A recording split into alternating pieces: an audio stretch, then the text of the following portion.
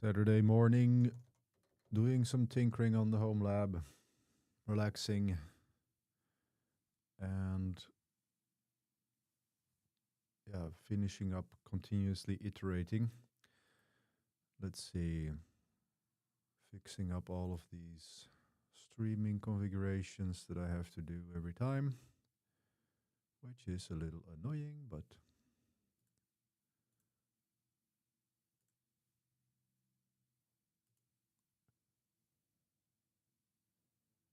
let's see. That's all looking good. Just checking if Twitch is also online.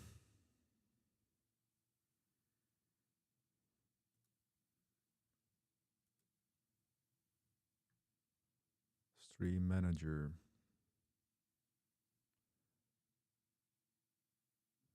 Let's see. Yeah, it looks like we're live. Okie dokie. Then I have to... Yes, YouTube is streaming. Twitch is streaming. All right. And here. This is what we're going to be doing today. And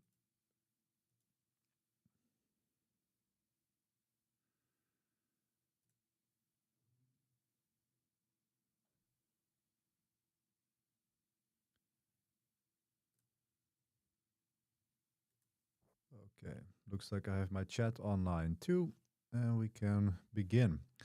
So I had a problem this morning where the source controller in Flux that was recently updated, it had a problem, and it had to do because I had merged a PR.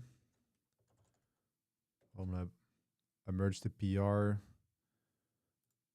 Yeah, and Renovate has done it again. That I merged this PR from 1.25 to 1.3, and then my source controller broke. And I'm now using Renovate to automatically propose PRs for all of the updates.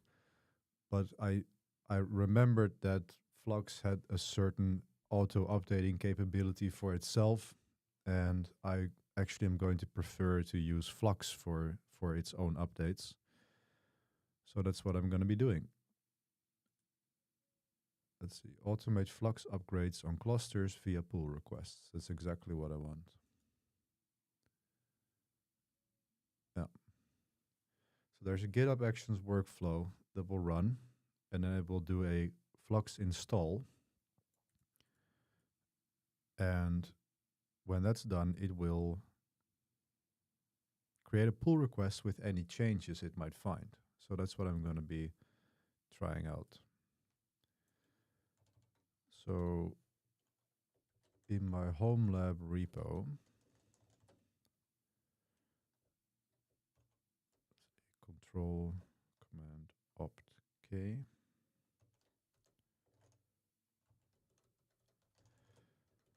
Start the Pomodoro timer. And in my Homelab repo, I'm going to be... I should probably create a... Usually it is like a .github directory. So make dir .github. And is it workflows? I think it's... Let's see. Yeah, workflows. Make dir workflows. No. Make dir .github/workflows.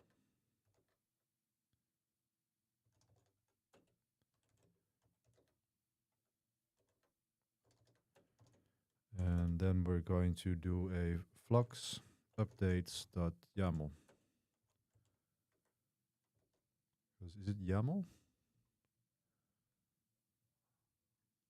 I believe it's YAML. Okay. So, what do we have? The name is update Flux. Cron. This will mean that it runs every hour, I think. And do I want it really to run? Do I really want to run it every hour? Let's see. Chat OpenAI. How often will this run? And change it to once a day.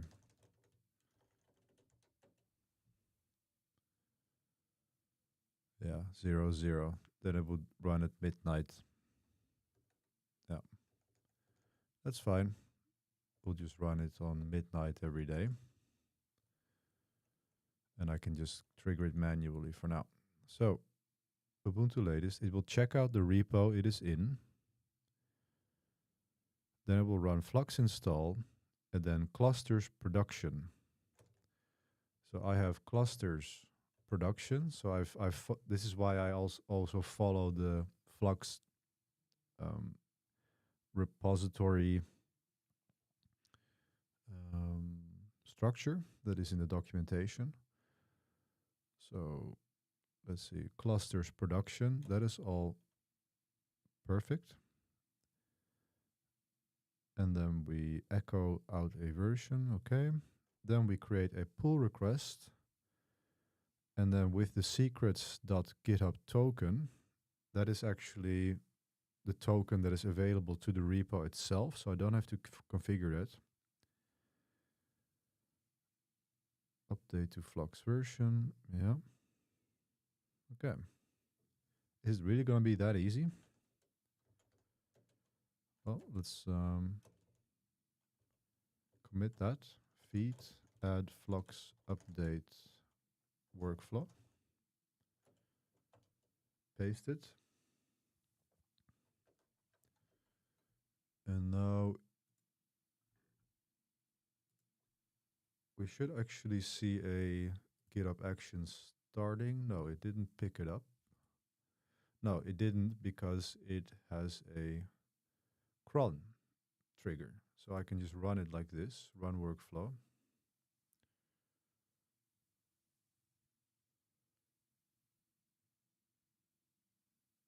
So it's running now.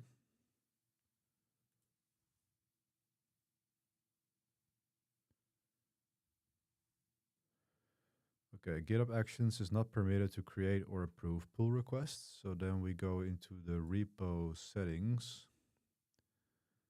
And then there is Actions.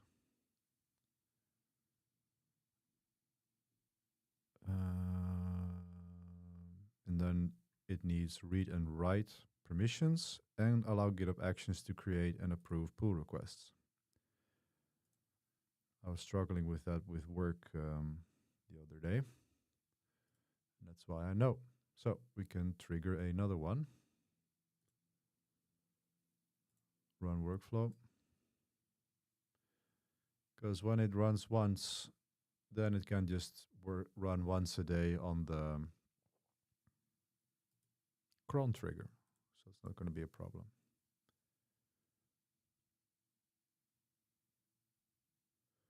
Okay, it has created a pull request.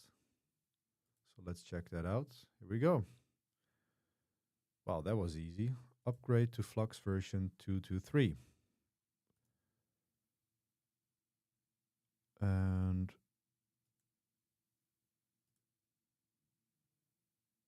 wow, okay, so there's a huge diff here.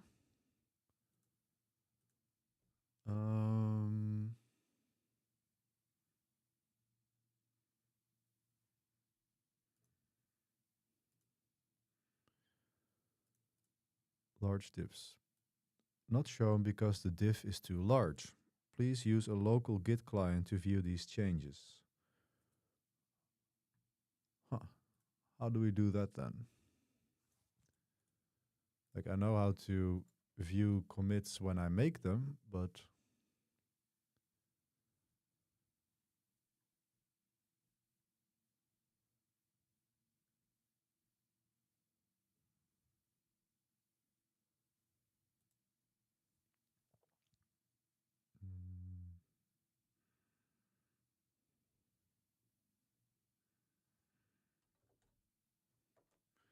Well, what I can do is I can git switch and then update Flux and then check out the GOTK components.yaml in production.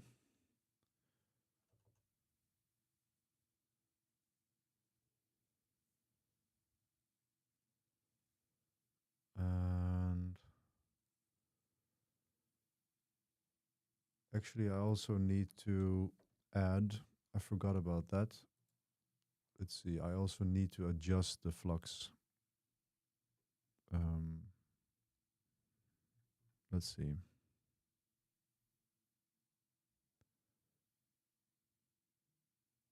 Installation upgrade here. Flux CLI upgrade. Here we go. Maybe I can just run it locally first before having it in an action. Let's try that. So if you used bootstrap to deploy Flux, then rerun the bootstrap command for each cluster using the same arguments as before. Yeah.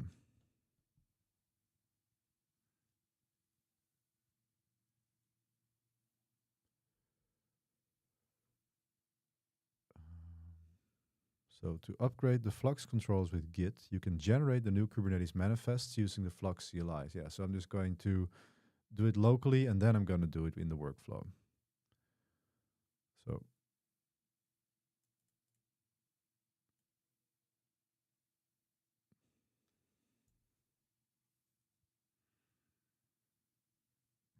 and here I need to add the extra components. Yeah, okay. So I'm going to copy this. CD temp. And let's see, I'll do a flux.yaml. No, just flux. Here. So git clone is github.com/.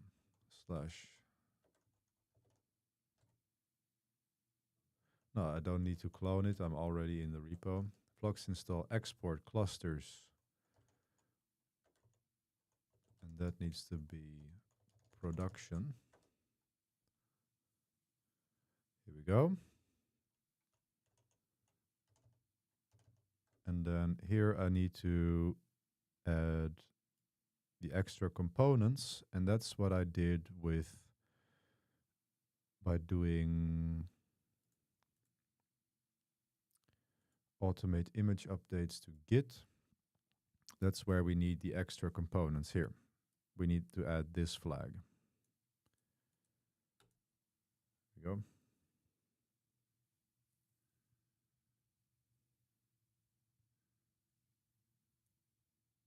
Yeah.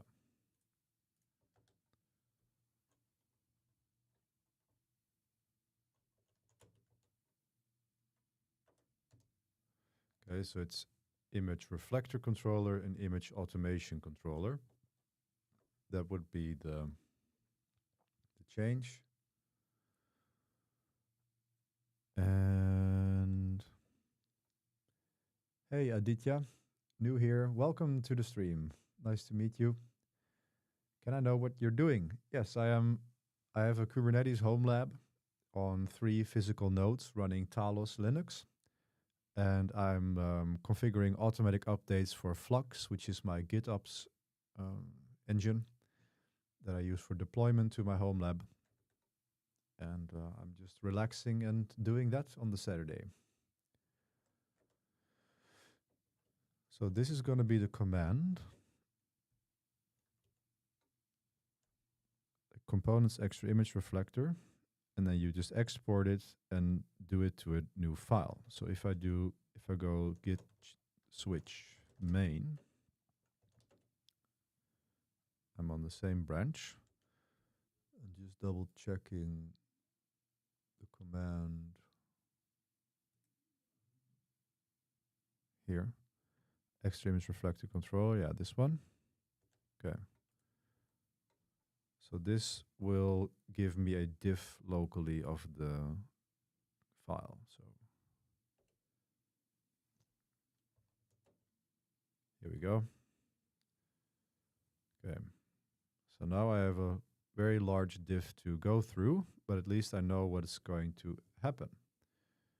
So it's doing a lot of indentation actually. Aha. And I know why that is, because I recently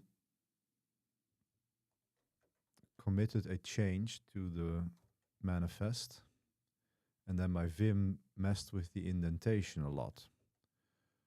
So I should probably revert that commit.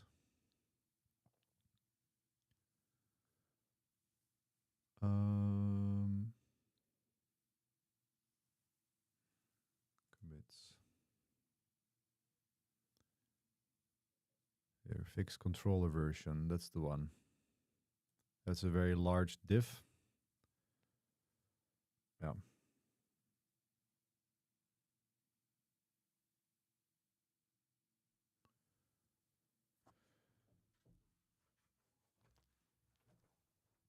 Okay, so what I can do is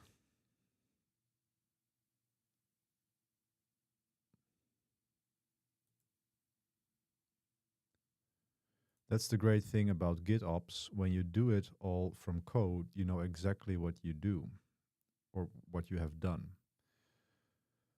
So here I just adjusted the controller version.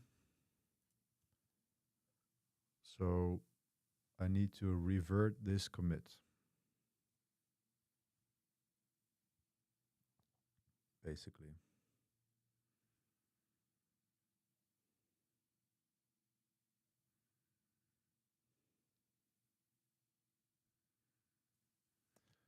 Let's see.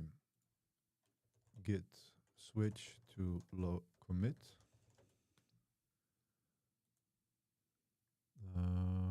Git checkout. Yeah.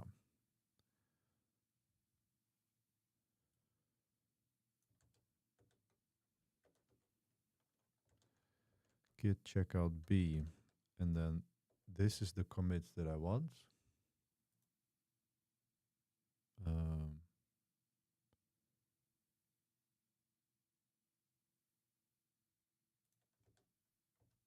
Like that. Git checkout B, new branch.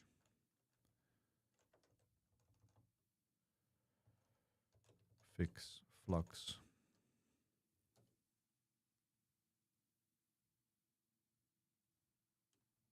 Git restore dot. Okay. And now if I run the Flux install, then the diff should be much smaller. Yeah. See? This is all that it does now. Excellent. This is what I wanted. And actually, here you see, interestingly, that so Renovate suggested I update the source controller to 1.3.0. And when I did that, it broke. The source controller did not come up. And now I'm doing the actual Flux way using Flux install. And now it's saying, no, the latest version is actually 1.2.4. So I probably was running some sort of testing version. So I'm really happy I'm doing this. So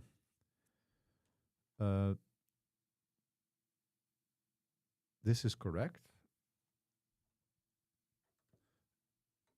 After that commit, I haven't done any other changes.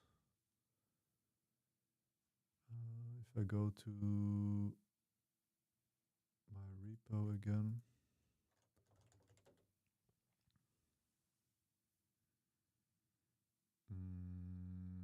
Checking out the commits. Yeah, I fixed the link thing here.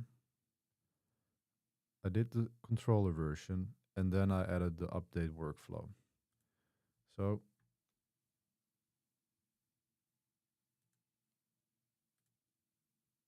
let's see.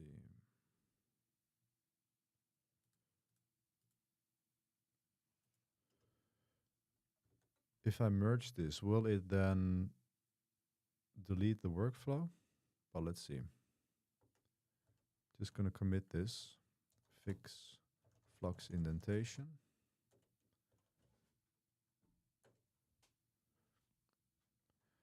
Pushing that. And then if I create a PR,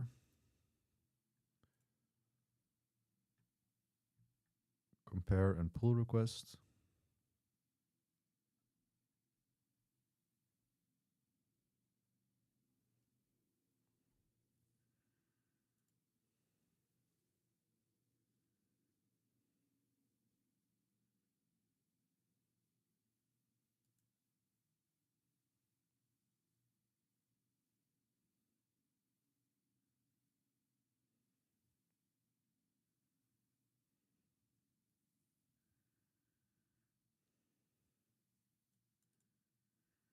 Yeah, that looks about right. Ah, it has conflicts, okay.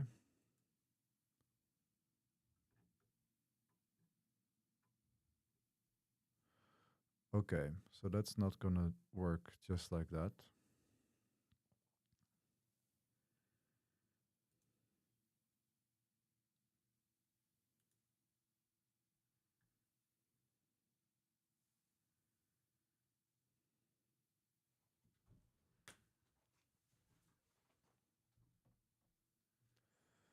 Yes, Flux automatically took the stable version. At least that's what I think it did.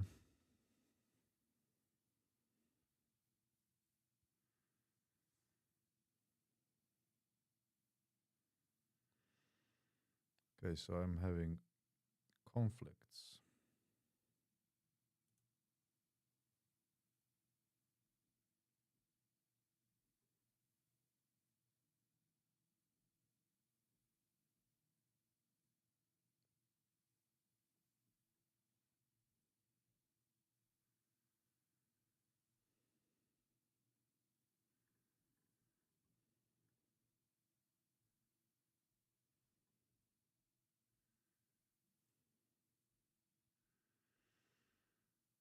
So what is the conflict here? Args.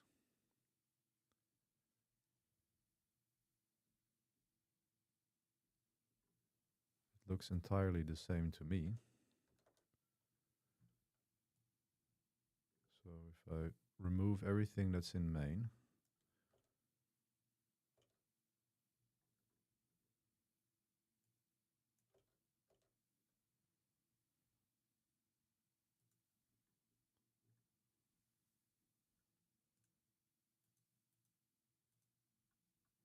so is it now resolved?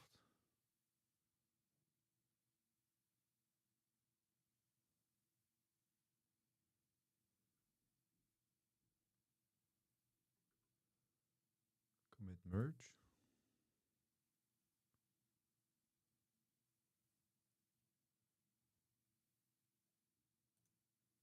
Okay.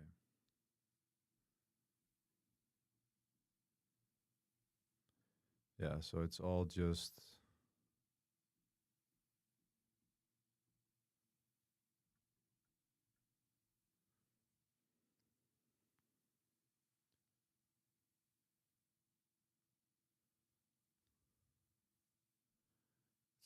white space on the source controller container. That's it. Okay. So no merge conflicts. Files changed. Okay. So I can merge this.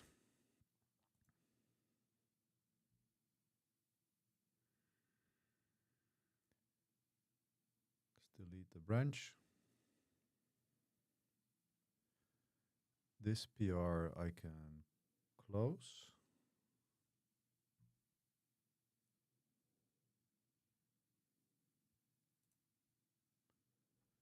And let's do another run of the workflow.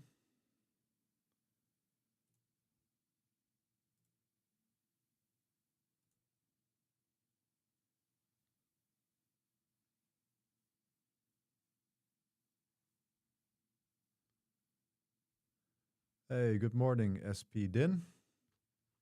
I'm doing good. How about you? I'm had a quite an eventful week where I was awarded the Azure MVP award. That was pretty cool. And SP getting of thinking of a mini PC with i9, 30 gigabytes of RAM, and 1 terabyte storage for my Homelab. Planning to use Proxmox for VMs. What do you think? So good for you. That's awesome, man. Great that you're considering to start a home lab. It kind of depends what you want to do with your home lab. Are you planning on running Kubernetes or do you want to have different stuff too? Because looking at your specs, i9, uh, maybe you want to go with a little bit more RAM actually. If you have that beefy processor, you might go for a 64 or maybe a 128 gigabytes of RAM if possible.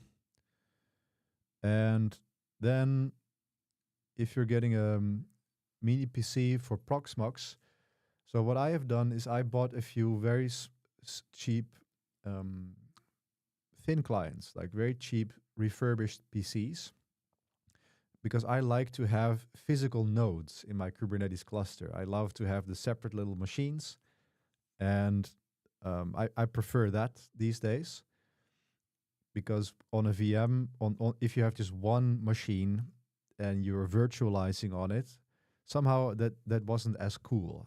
I thought, like that's just personal preference, of course, but let's see.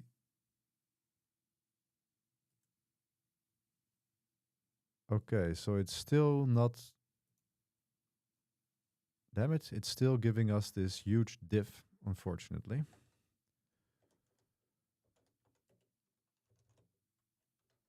If I go could switch main.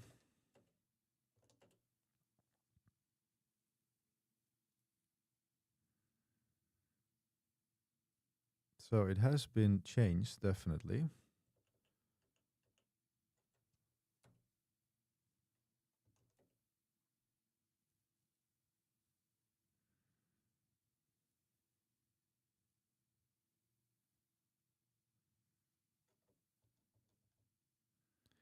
Yeah, this is all white space. And you know what? I'm just gonna take a chance and I'm just gonna merge it because I trust that this update only is going to mess around with white space. So here's to messing up my cluster completely one more time.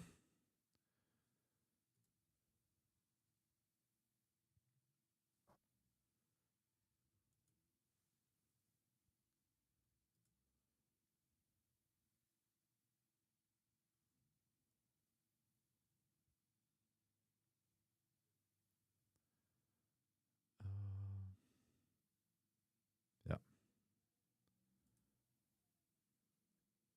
because the command I use is correct. It's just going to update the GOTK components with the right things. Oh, yes. And in my actions, I didn't. Aha. No, I'm not going to merge it because in my actions, I actually didn't um, update the damn components. That's what I still need to do. So git restore dot workflows.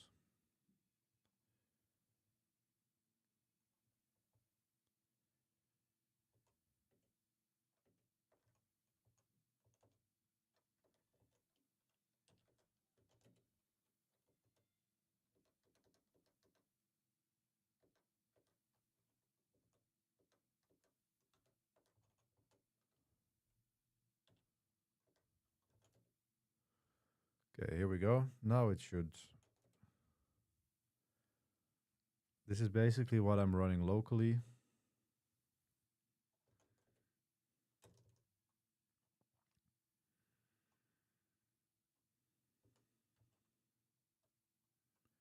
Feed add controllers to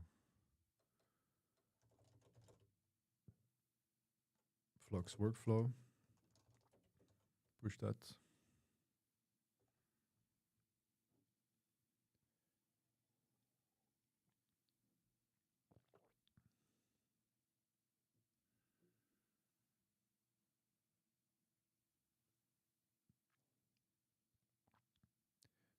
Minis forum. Let's check it out. Minis forum.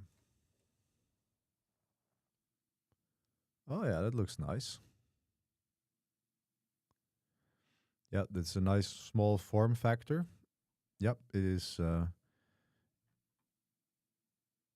Like I don't know the company as well, but it's a bit annoying that you can only do 32 gigabytes of RAM though. Like with this kind of processor, I would try to get something with a bit more RAM if you're going to run everything on one machine. Yeah, actually you should definitely go for something with a bit more RAM, especially if you're going to do um, virtual machine virtualization.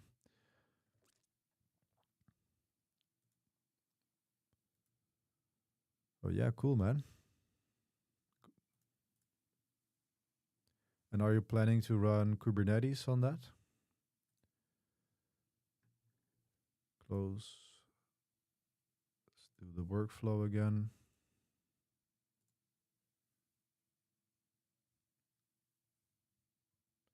Yeah, so you are going to do Kubernetes. All right. Yeah, then it's just a matter of deciding, do you want to have the cool form factor of actually having physical nodes separately? Or do you want to have everything in a nice interface with the Proxmox? Like you can't go wrong on either of those. Both are going to be super fun.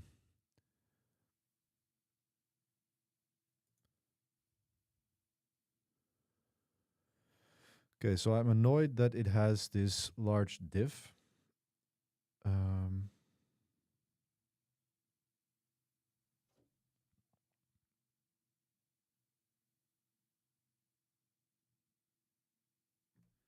let's see.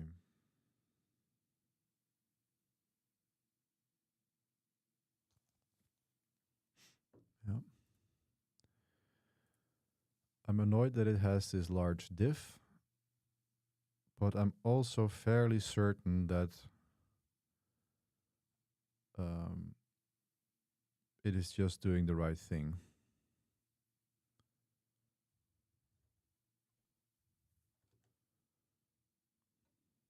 Flux install components. Yeah.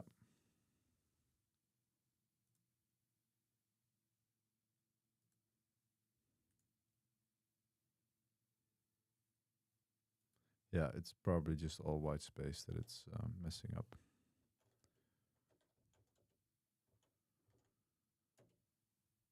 Okay, so merge.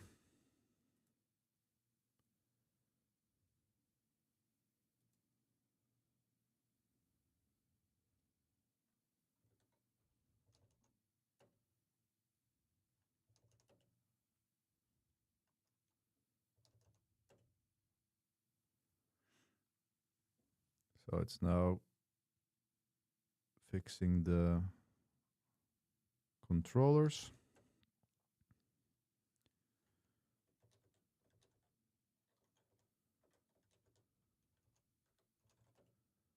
See if any pods are getting restarted or not.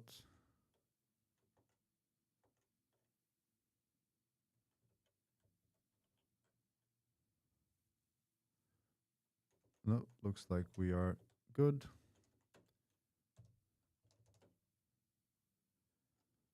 Everything is applied. And now when I run the action again, it should not trigger a new upgrade.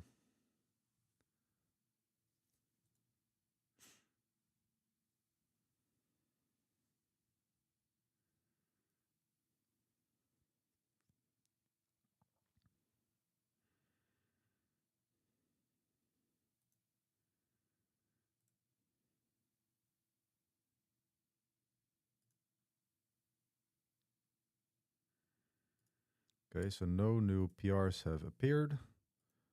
and check for updates. Run Flux install.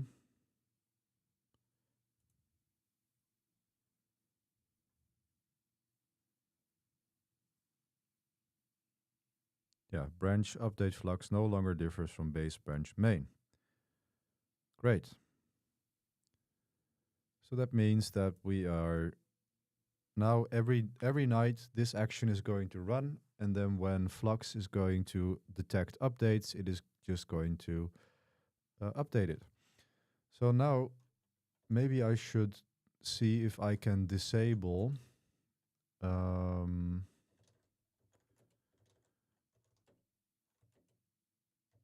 let's see, renovate here.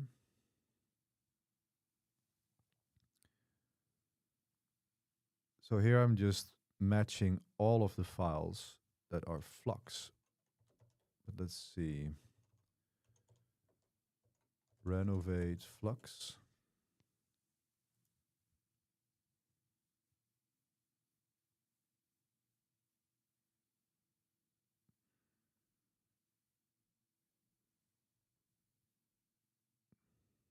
Here, if most YAML files in your repository are Flux manifests,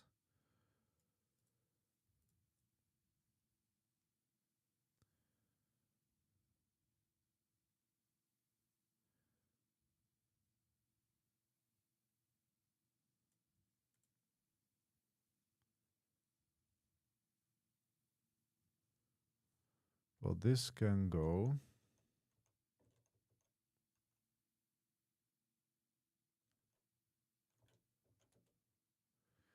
And now it's just going to match the. Now it's just going to match all of the Kubernetes manifests. So it probably will still match Flux, but at least I can remove this for now.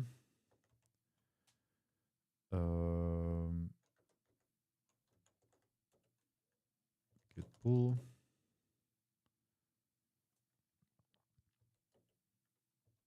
Renovate. Yeah.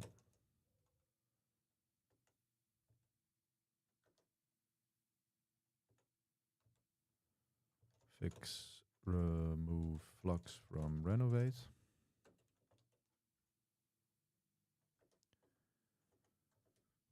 And well, maybe I also know that if I decline a request from renovate, then it won't do it anymore. So let's see.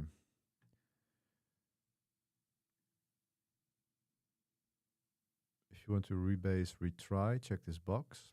Close this PR and you won't be reminded about this update again. Okay. So I'll just close this one, and then renovate is going to stop suggesting to update the Flux CD source controller. And I'll probably have to do that for all of the Flux components as long as I'm going to use renovate. But I prefer to use Flux for all of this. Are you choosing Flux over Argo CD because you prefer it, or you encounter any specific issues? Flux versus Argo CD. Yes, well, first of all, I already had experience with Argo CD, so it's a great tool and I loved working with it. But then I went for my Homelab. I wanted to try something different, and I'm an Azure professional, and in Azure Kubernetes Service, actually they use Flux for their integrated GitOps offering. So I wanted to get more experience with that. And having switched to Flux, I like it better than Argo CD, because Flux, it has a UI, but it's far from what you get with Argo CD. And I believe that Flux really enforces the GitOps workflow. It is, you're forcing yourself much more to work from a GitOps perspective. And yeah, I really like it so far. And I am sort of discovering what Flux can do. And now I'm going to be looking into auto updates with Flux. I'm already managing Flux auto updates now through GitHub Actions. And you can do all of these things with Argo CD too, but I like this better because it focuses more on the code so far. It just feels more stable.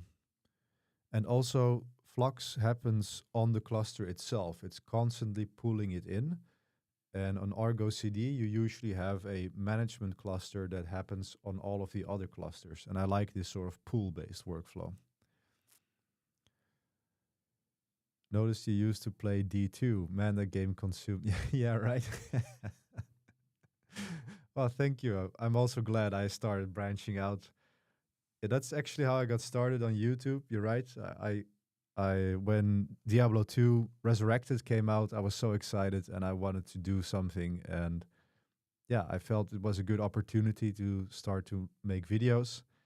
And then I started with Diablo 2. But man, I was just playing Diablo 2 way too much. And I justified it with making videos and doing something productive. But now I'm just doing videos on what I really like to do. And that's DevOps and coding and all of that. And it's working out very well for me. So I'm glad you like it too, man. So next, I kind of want to just keep working on Flux and try an automatic image update, actually. But problem is I don't have any images currently running that like everything is up to date.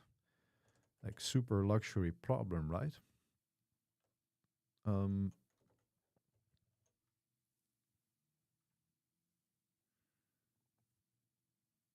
Well, I did change LinkedIn this morning,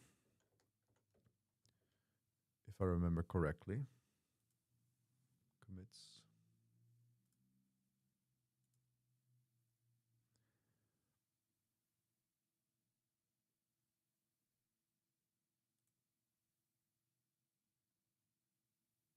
LinkedIn was changed to... Oh, that's a while ago that I changed that.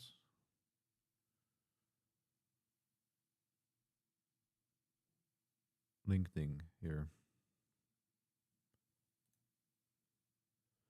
So it went from 127 to 130. But I'm not sure if this does anything to the database, and I kind of don't want to mess with my LinkedIn database either.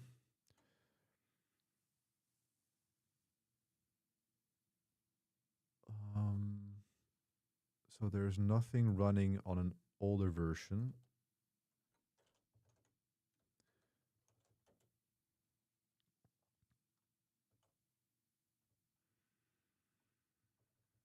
Let's see, LinkedIn, comma feed, traffic, those are all databasey. Well, maybe I can do my own application here, the Zettelkasten tracker. I can try that one. So my Zettelkasten tracker that was updated recently, history. Here. This one was recently changed from 0.3 to 2.1. So I'm going to change that back. Zettelkasten tracker deploy.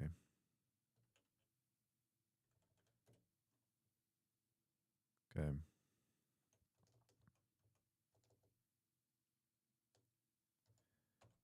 Zero dot 3. Yeah. 0.3. So that I can safely change back. But that's an application I control. Try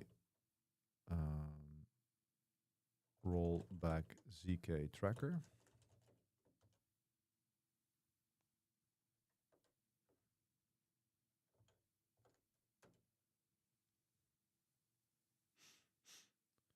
And then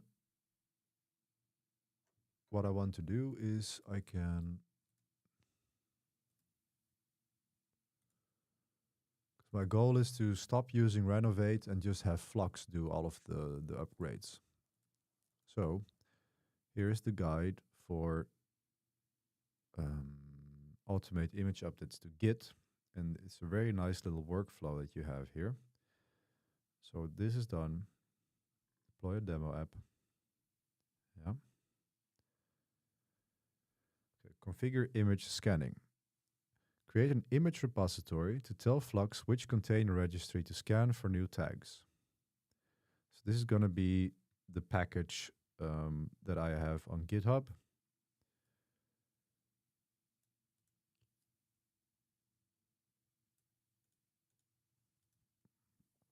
And this will create a manifest.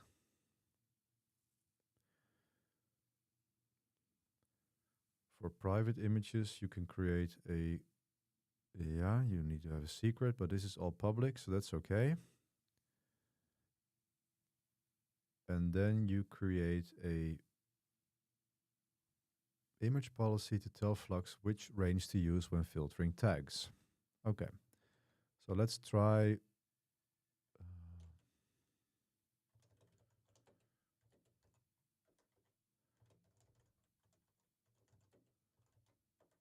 Here. The repository is going to be Zettelkasten and Tracker. The image is going to be Misha Vandenberg.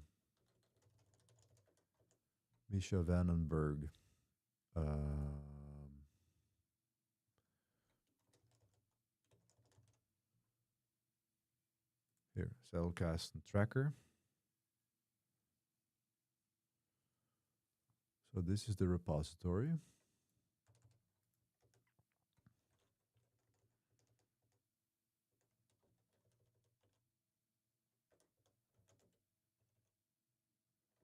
Yeah, because that's also in the deployment file. Yeah. Interval 5 minutes, export, clusters of production. Yeah, clusters, production, Zettelkasten Tracker registry.yaml. Okay.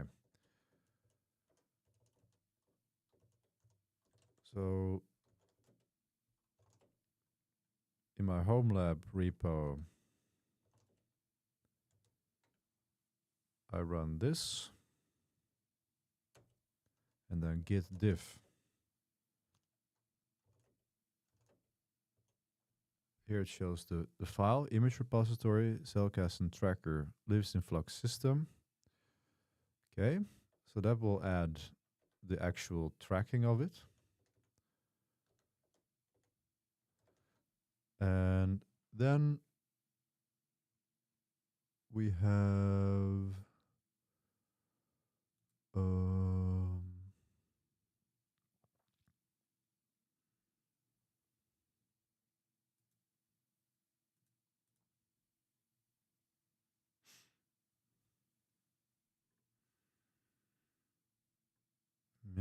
then we create an image policy to tell Flux which semver range to use when filtering tags. So here is the range that we want to use. So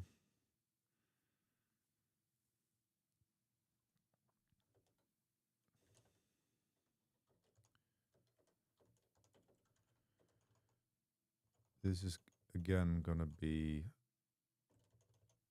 switch that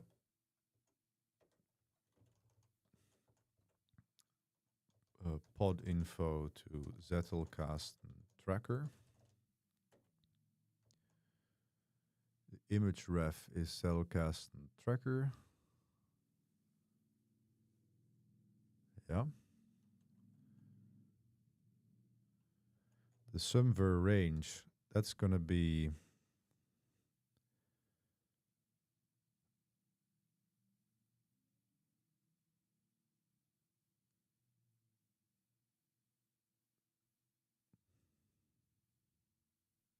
okay, well, let's put it to 0.x.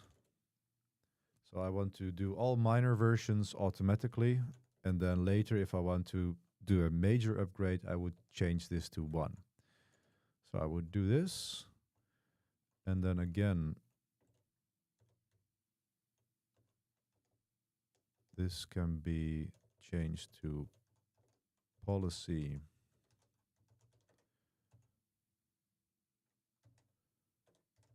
Okay, so this is the command to create the image policy.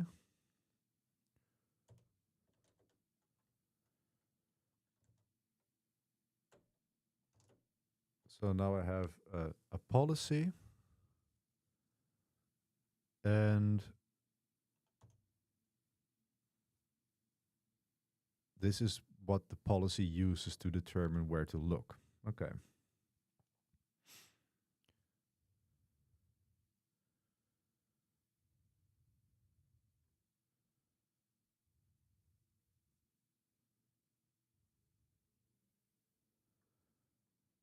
Okay, so let's apply this.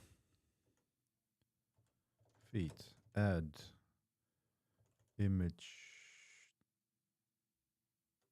policy for CK tracker. So then Flux is going to add the tracker, and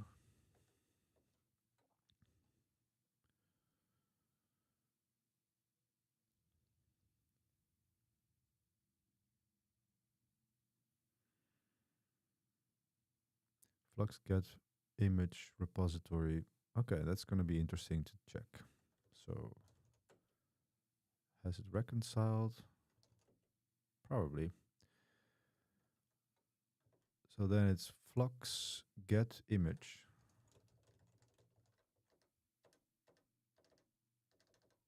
Okay, so it doesn't recognize it yet.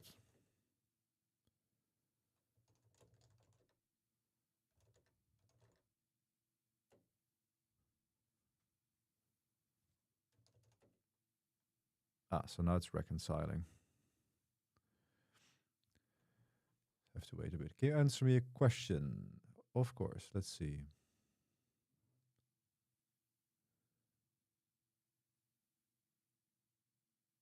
Thanks for your work. You inspired me to use Tmux and Vim. All right. Great to hear it, man.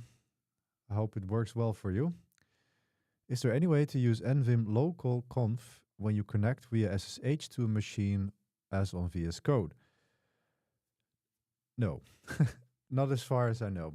That's the thing. When you there are things that you can do like SSHing from within Vim and Vim, but I wouldn't recommend that. Or yeah, I don't do that. It's probably possible, but the whole point of using Vim is to be able to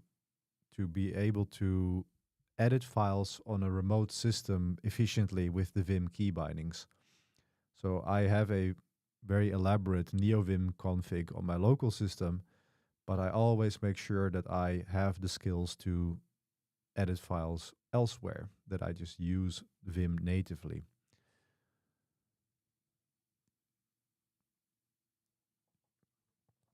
So that's how I approach that. So now if I do the flux get image repository, here, Saddlecast and tracker. Here we'll see. It has now scanned it. So that's awesome. That works. It found tags.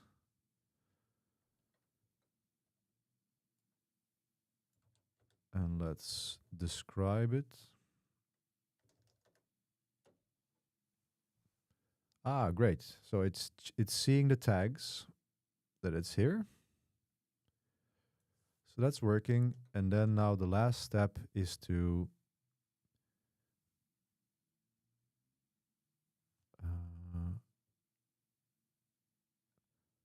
flux get image policy, flux get image policy, Saddlecast and tracker.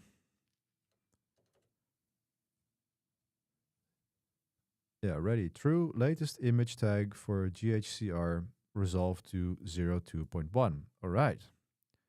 That's cool. Okay. So then I need to finally, in the deployment file,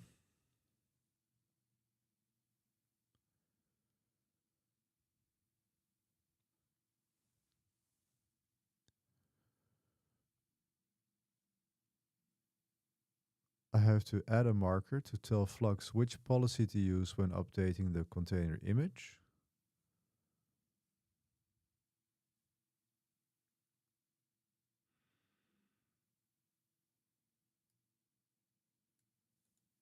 So this will be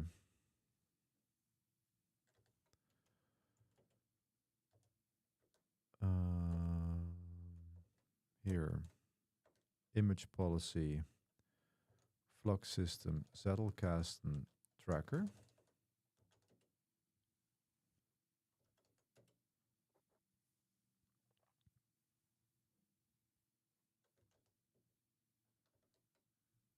And then I have to create an image update automation.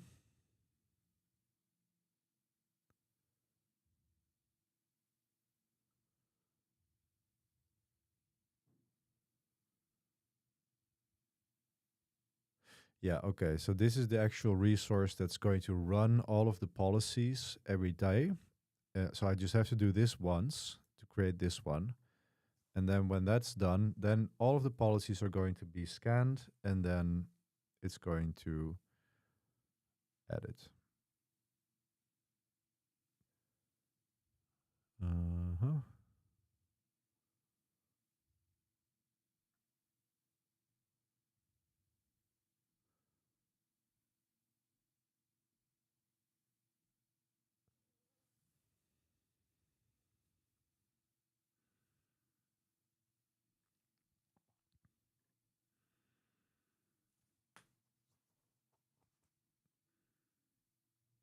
So I could do this using PRs too. So, but for this one, I'm fine with it updating everything all the time, because I want to have less of these PR merging jobs that I constantly have to do. So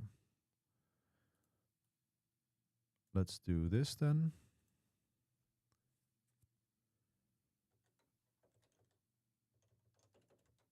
Flux create image update Flux system. So every 30 minutes it will run. Cluster is going to be production. Branches main. Flux CD bot. Commit template is just that. Export cluster production Flux system automation.yaml. Okay. So this command will create the YAML file. So I'm adding this to the deployment, and now I'm running this command to add the YAML file. Flux system automation.yaml, and here we go. It created this. So it tells you which the name is. I can have a different commit message if I want to, but I'm fine with it committing it directly to main.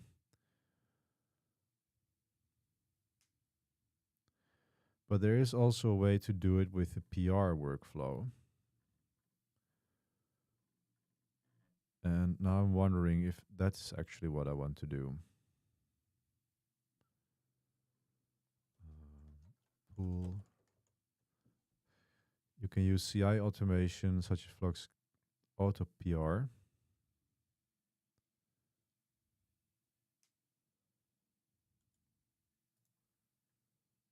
Yeah.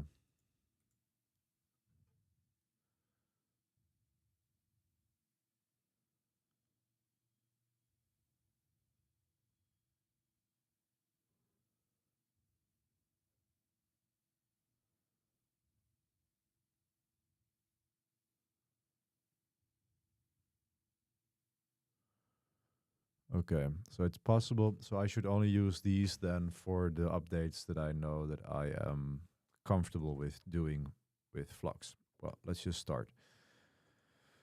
So I will then commit this.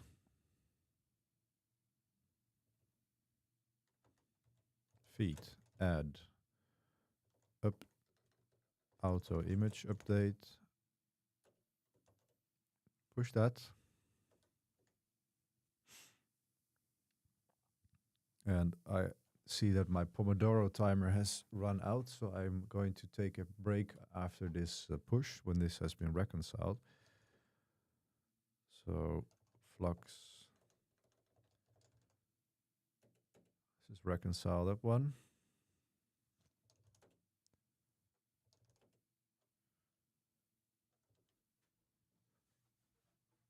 So when that's now, it should have been, now it should scan. Like I wonder if it has scanned, if it triggers a scan already. But I should now see a commit to the main branch from Flux, or at least fairly soon.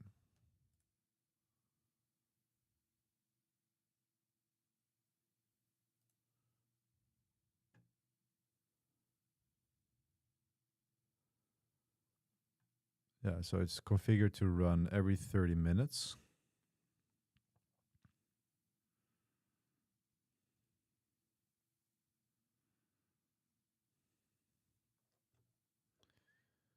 Can I force it to run?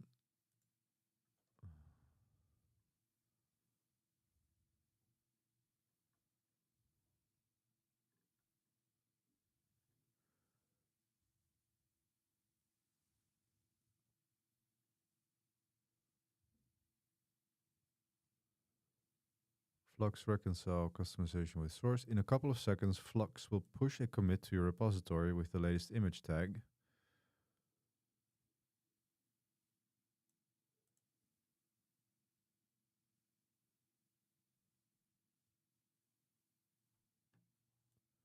You can check the status of the image automation objects with this. Okay, let's check that one.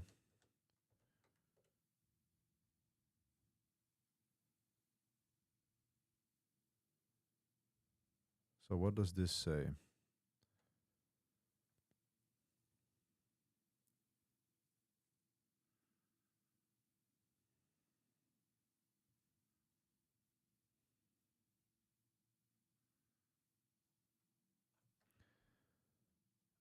Message, no updates made.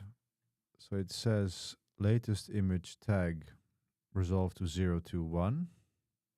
That is not the one that's in the code.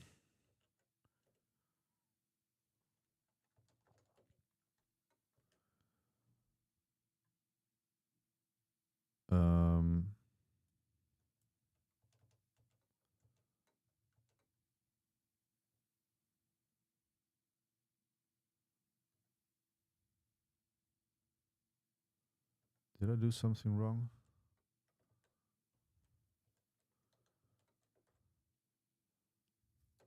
Let's reconcile it one more time.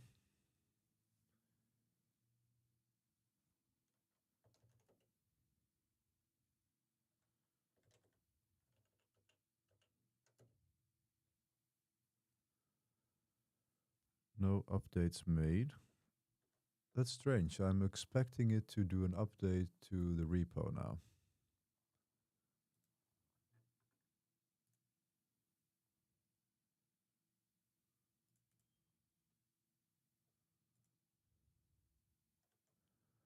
Let's see. Am I missing something?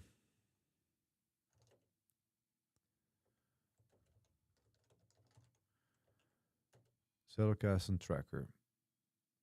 Okay, so it's on 003. Flux system.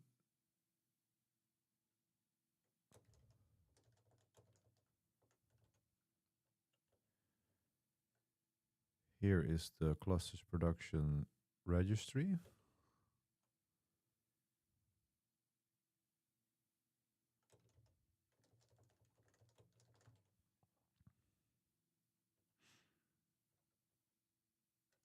policy is this.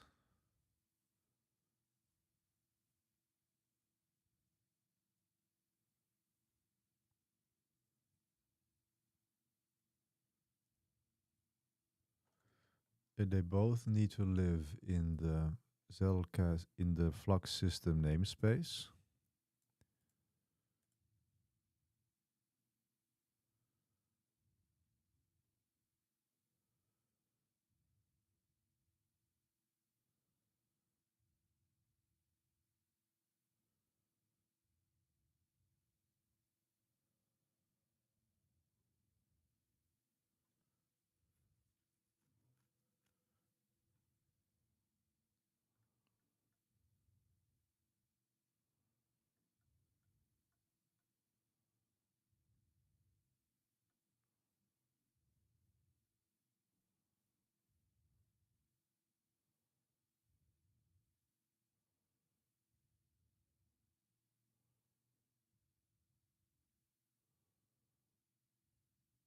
Yeah.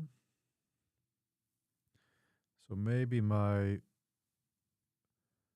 image policy is wrong.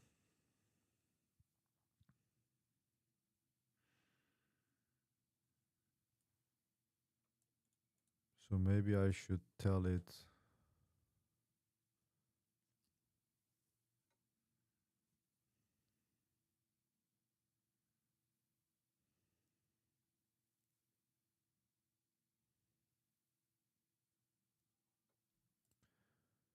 between 1 and 2. Maybe that's what I need to do.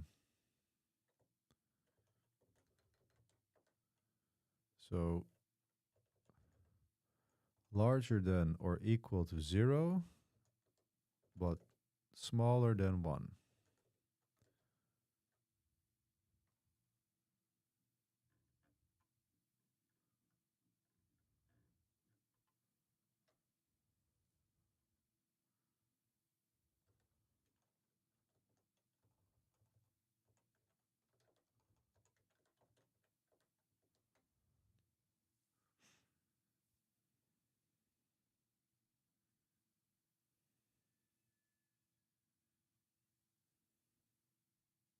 Yeah, like this.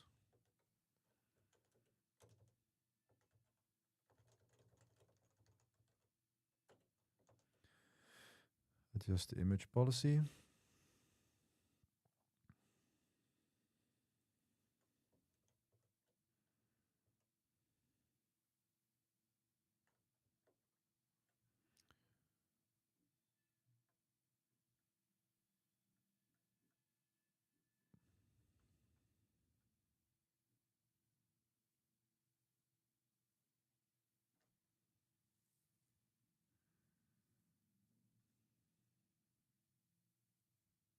Yeah, it still has the version in here.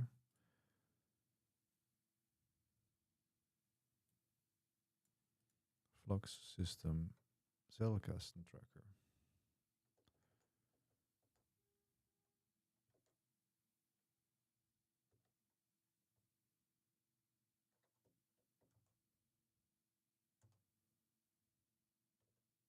Yeah, so it should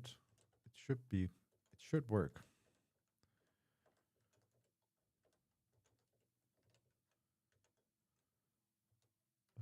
Flux reconcile.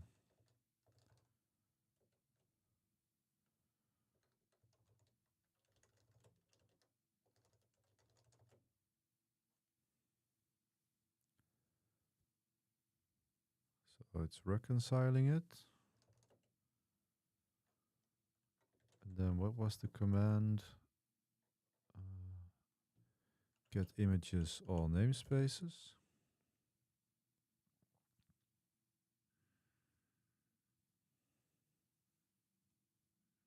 It scanned successfully. Latest image resolved to 021. And then it says no updates made. So that's very strange. So there's still something not configured correctly here.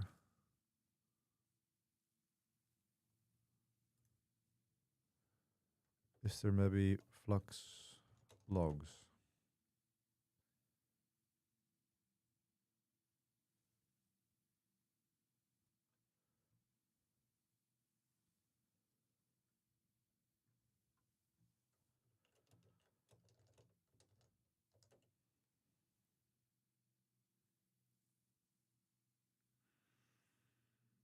Yeah, so it's finding the right tag. It's just not updating it to Flux yet.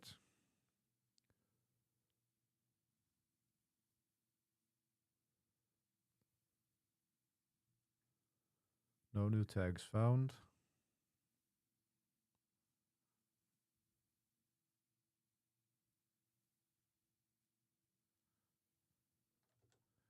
So there must be a problem with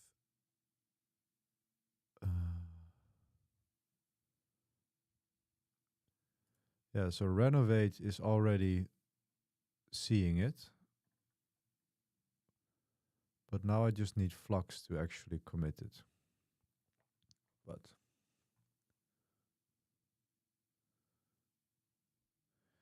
is it bad to have abnormal keybinds and preferences in DevOps? Each time you go into a VM container, doesn't have all the preference. Yep.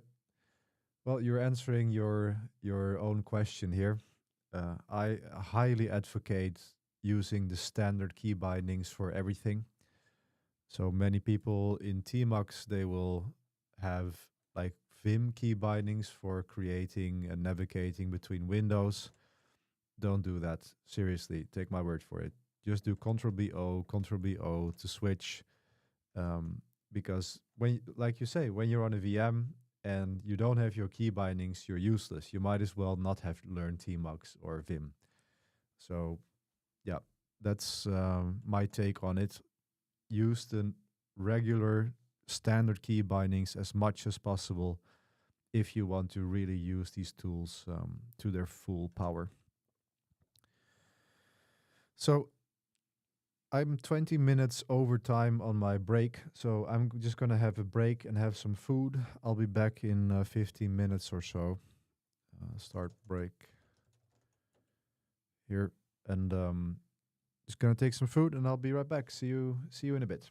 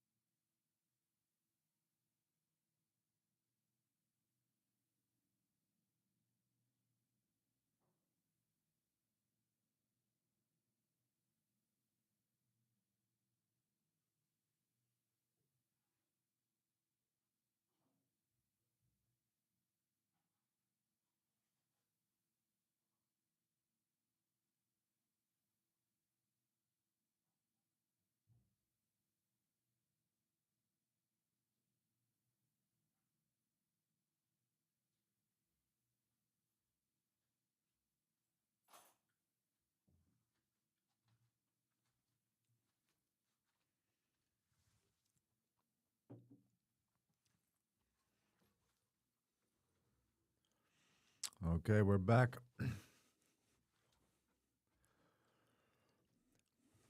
Break went a little bit longer, but I also was going on for a bit longer. But now my mind is fresh, and I want to figure out why the hell Flux is not updating my image in my repository. Like, I'm wondering if it has to do that it might not have rights to commit or something, or like I'm doing something wrong here.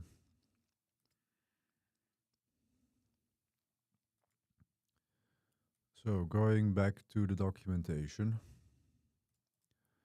automate image updates. Yeah.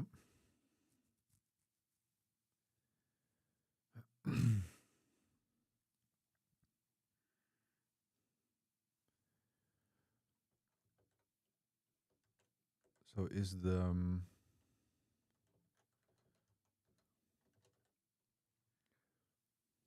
git repo ref Flux system?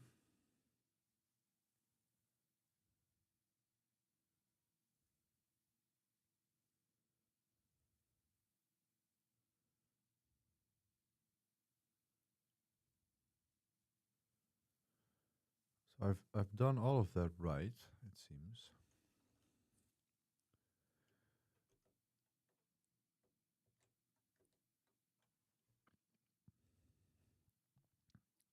This is the image update automation. I also did that. So that's this.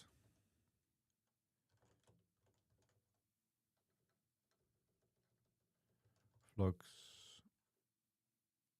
updates.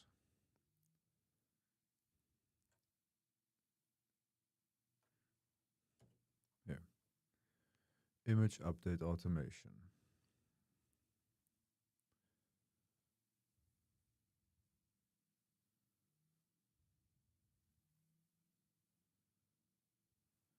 The path is clusters production. Is that right though?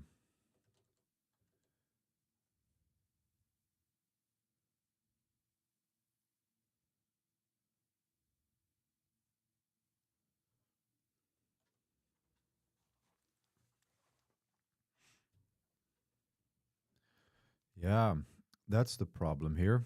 I'm telling it to look at this path clusters my cluster, but the path is actually apps and controllers and whatnot.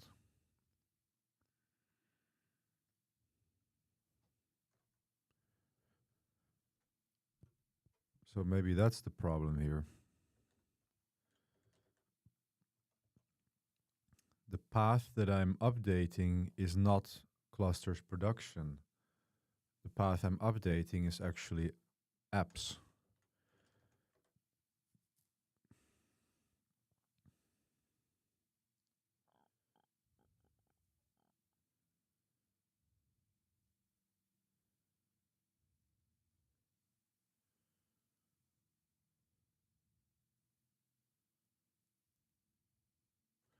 Maybe it should just be the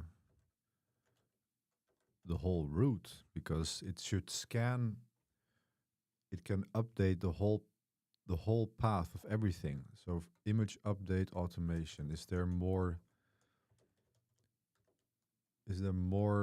documentation on that? Flux image update automation. Let's see. The image update defines an automation process that will update a Git repository based on image policy objects in the same namespace. In the same namespace. Aha, so it also needs to be in the same namespace. The updates are governed by marking fields to be updated in each YAML file.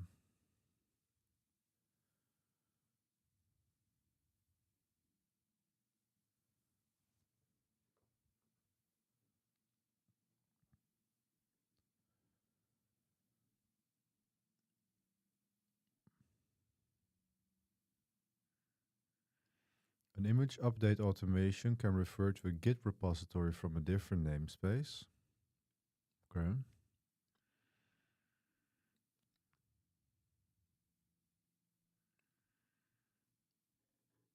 Let's check out path. Path to directory containing the manifest to be updated. Defaults to none, which translates to the root path of the Git repository. All right. So we can delete the path, because we wanted to update the root.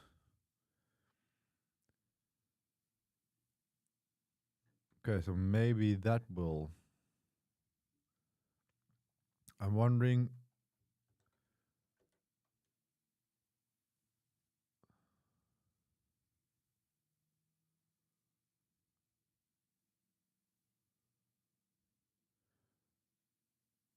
Since the image update,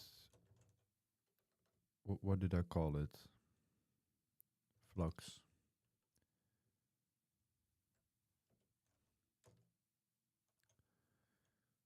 So you have the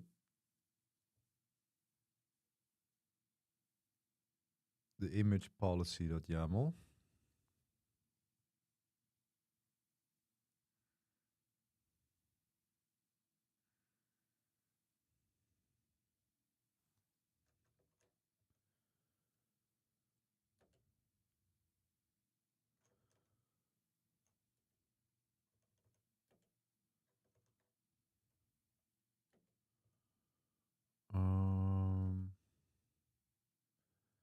Image policy lives in the Flux system namespace.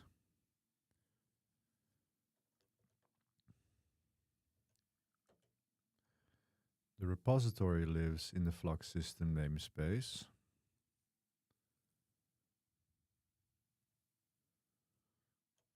Okay, well, let's just try it like this. Let's just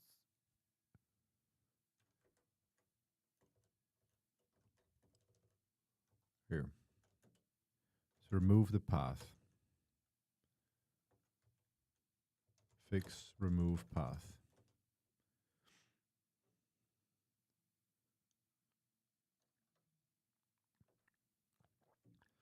So then the path is going to default to the root of the repository. So Flux reconcile customization Flux system. And then what was it? Source?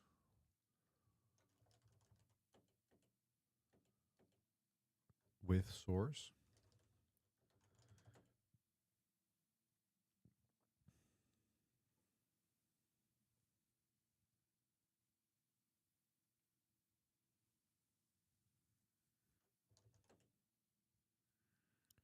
Okay, so now it's reconciled. And then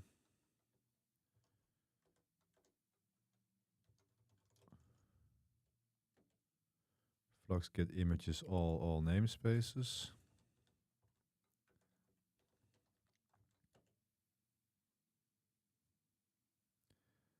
Ah, okay. Now it's saying no updates made. But let's see, did it do anything?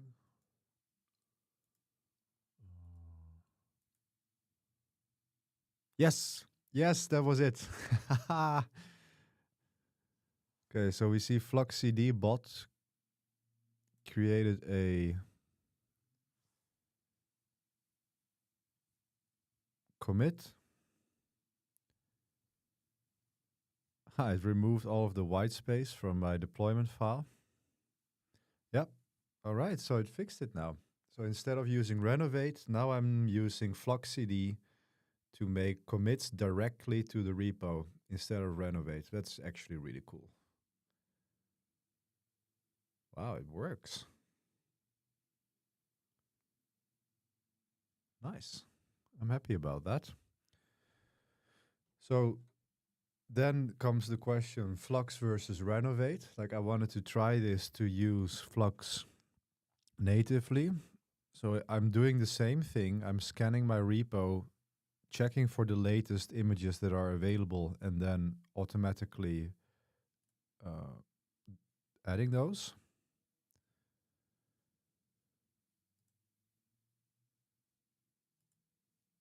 like here's the same thing that this is through renovate, and now it's just proposing a pull request to update it.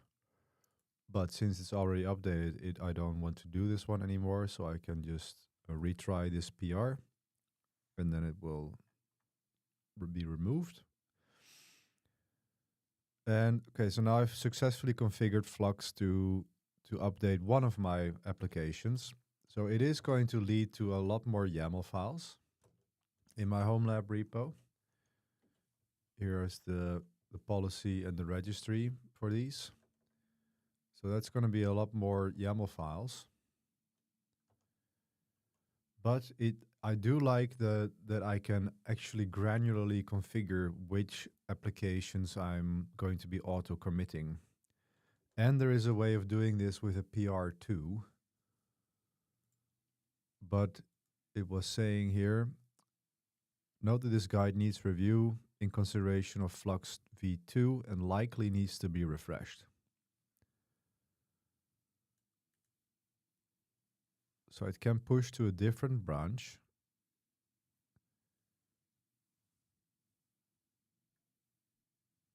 And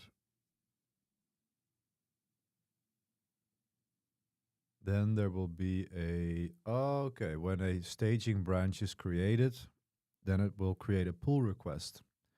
So I can also do pull requests with this. The create pull request action might be a viable, okay?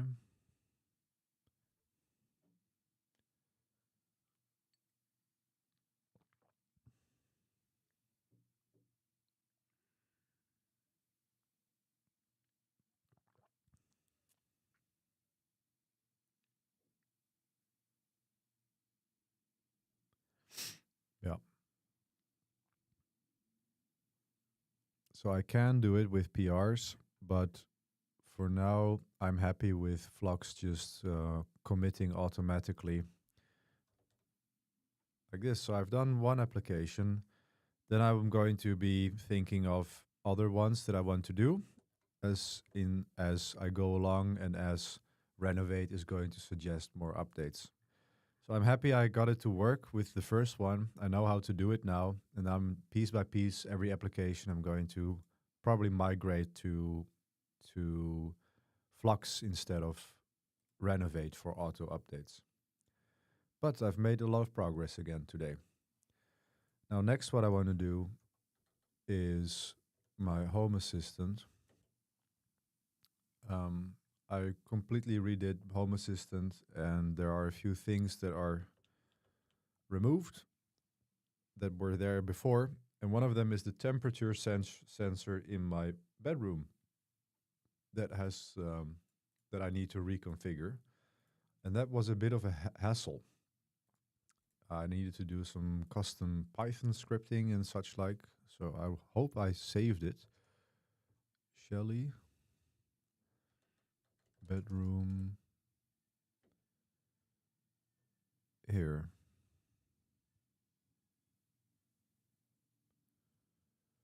Yeah, so here's the log that I kept. And this is why I always take notes on everything, because I knew I needed to do it again someday when things went wrong. So now I can just look at the notes that I did, and now it's going to be much easier to set it up. So enable MQTT and point it to Synology. Oh, yeah. Yeah, that's right. So there was a video I found.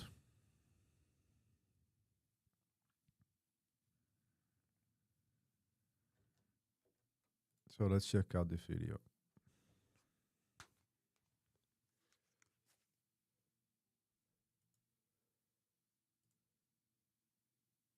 And temperature sensor inside Home Assistant. We'll start in 10 seconds. By Shelly provides you with data about the temperature and humidity 3 months. And as always, you have at least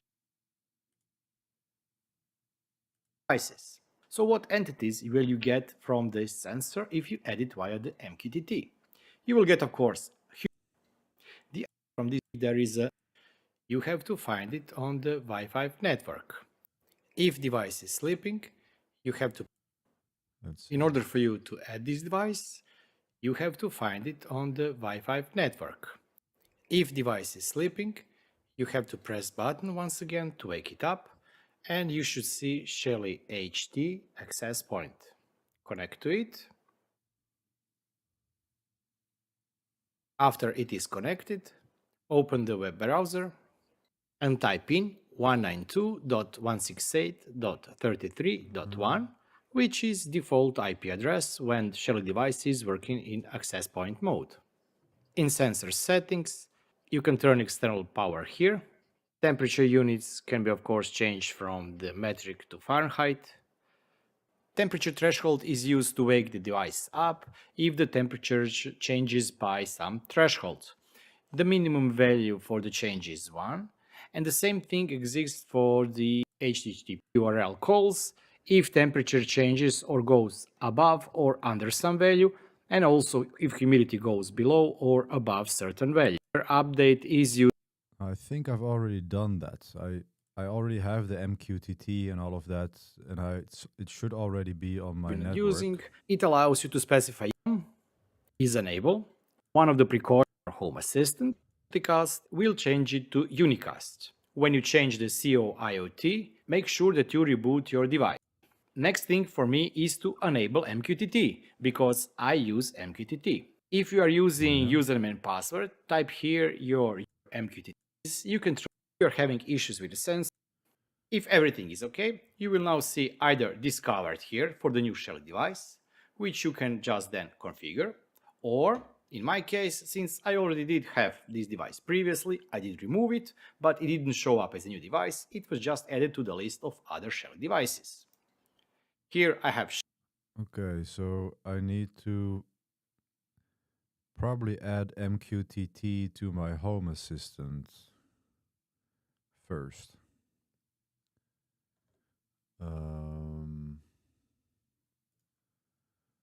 Let's see, settings.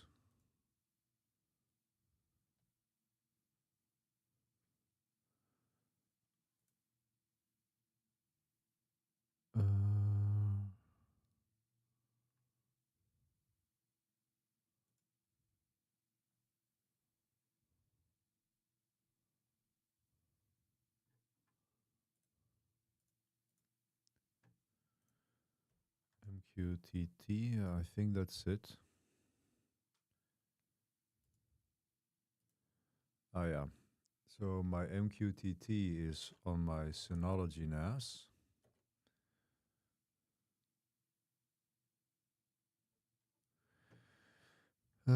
It's running in a container. Container Mosquito 1.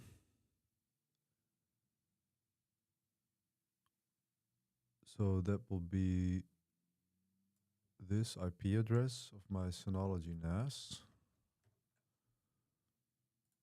Port this, and then what the hell did I configure it to be as a password? Settings. Let's go into the container.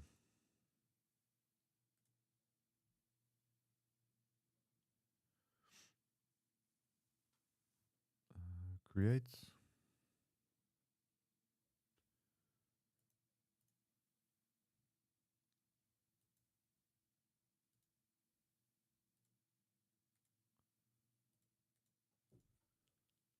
Bash doesn't work.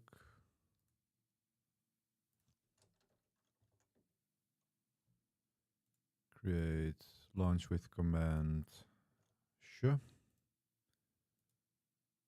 So there is the sh. And cd. What is the volume?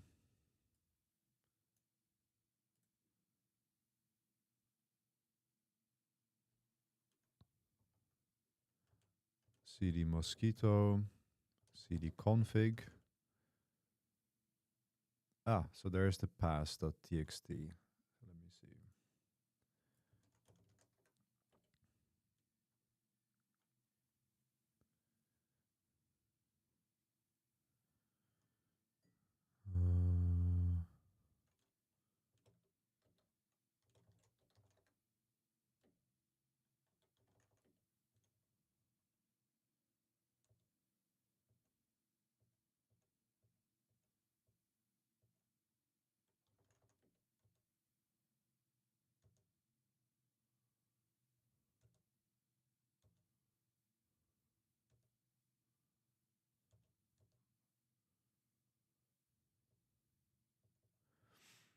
Okay, so I have a password file, but I don't remember what the password is.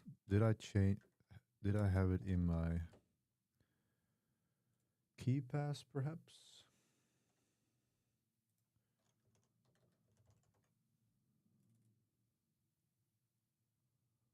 Um,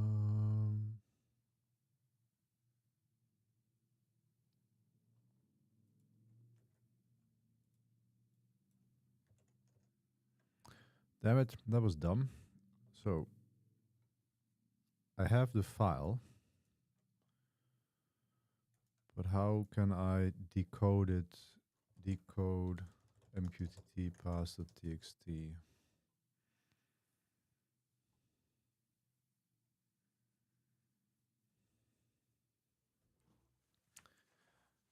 I don't remember what my password was for my MQTT container.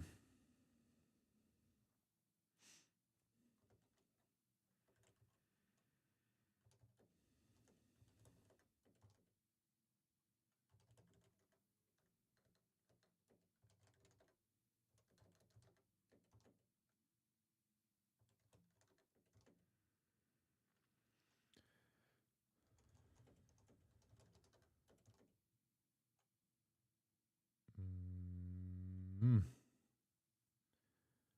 Darn it, that's annoying.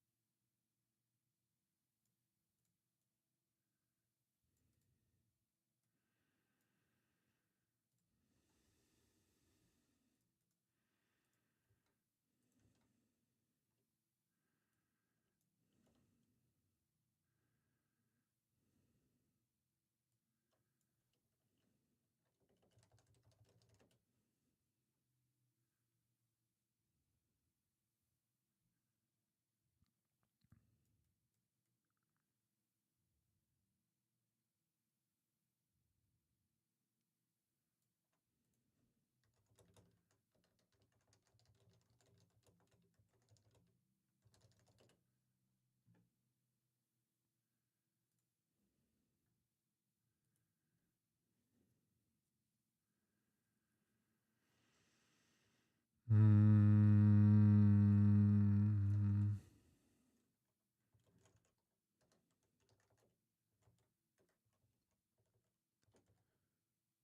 So this is the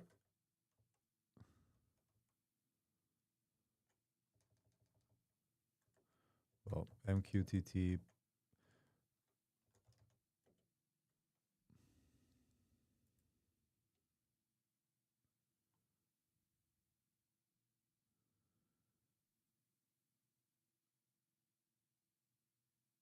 Yeah. Mosquito password password file. Yeah. So that's what I did at some point. But how can I decode it? Because I don't want to change the password. Um,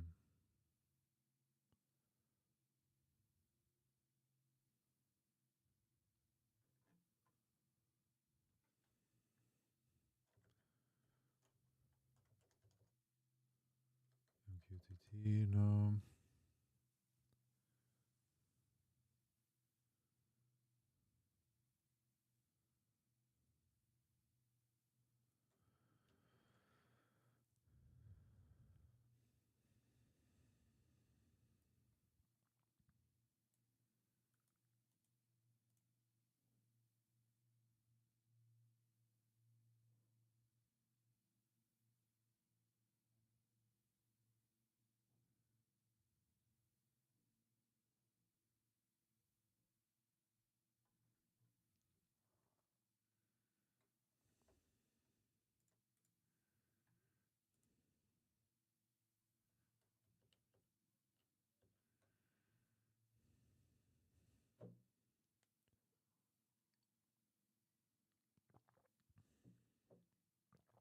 Oh, that's really annoying. I usually am really careful with saving passwords.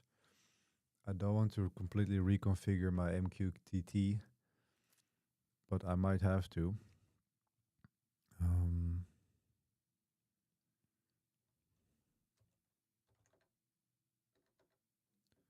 Here's the Mosquito password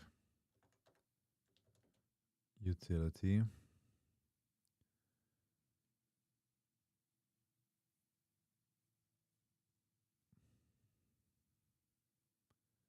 Create a new password file. Delete the username. Yeah.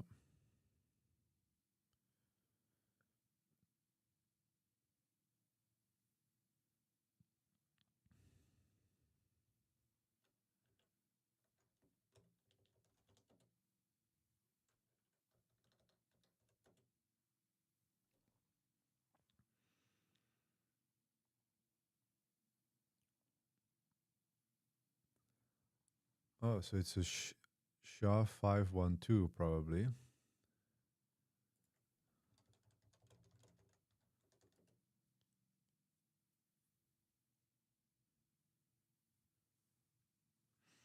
Oh, it's irreversible. Okay.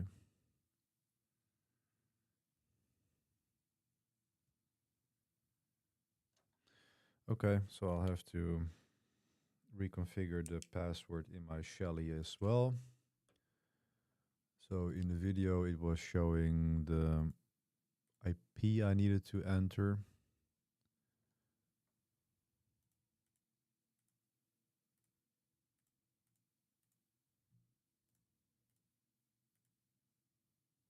One nine two dot 192.168.33.1.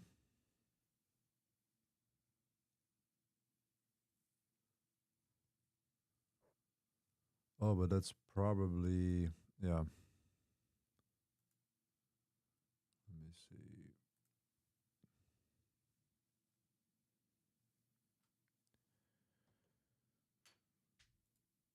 I will probably have to switch to a different network in order to do that. Hello there, my friend from Ukraine. How are you doing?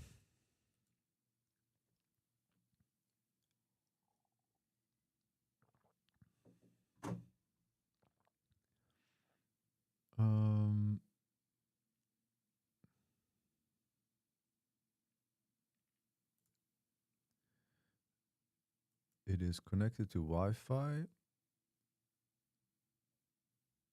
should be the Shelly.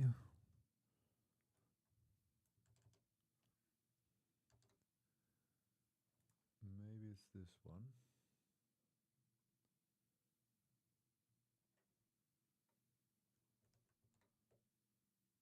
No. Okay.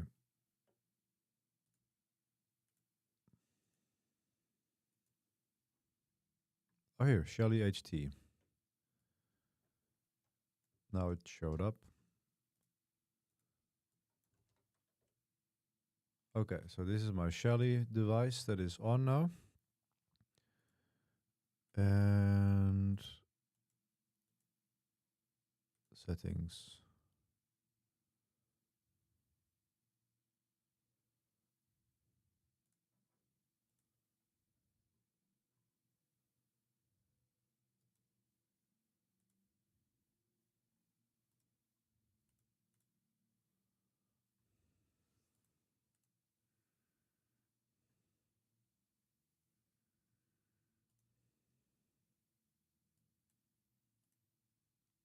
Yeah.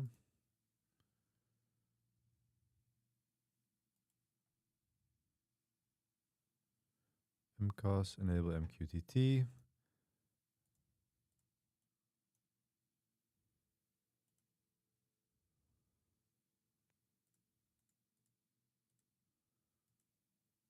Oh, it was almost there. But it does seem like it's in my passwords. So that's going to be, maybe I am passwords.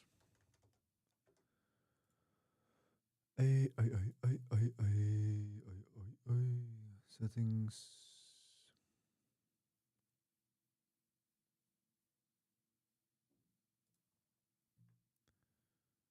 passwords.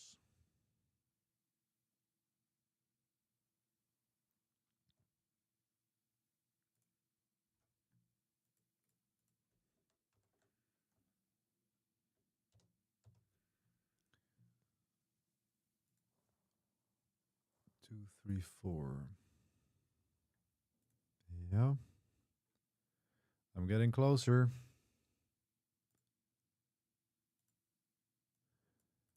Ah, I think I have it. I think I have it, guys.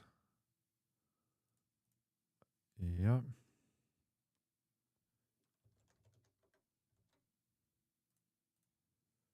Let's see.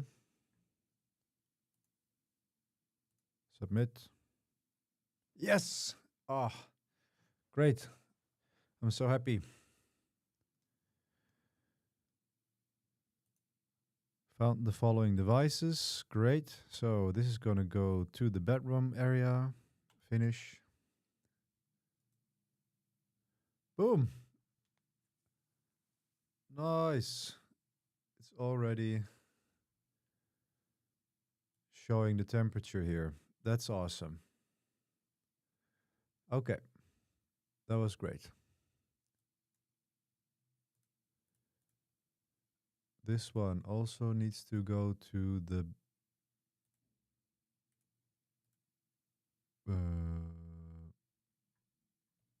bedroom. Oh. Anyway, now I have to configure the Python script so it automatically updates. But before I do that, I'm going to just see.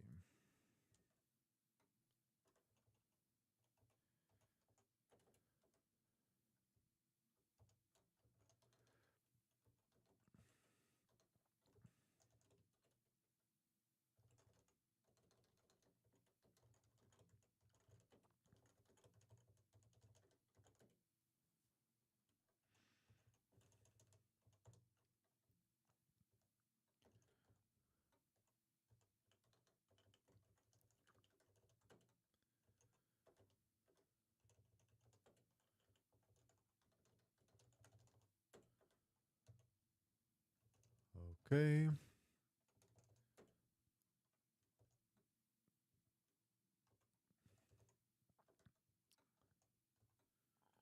And now back to the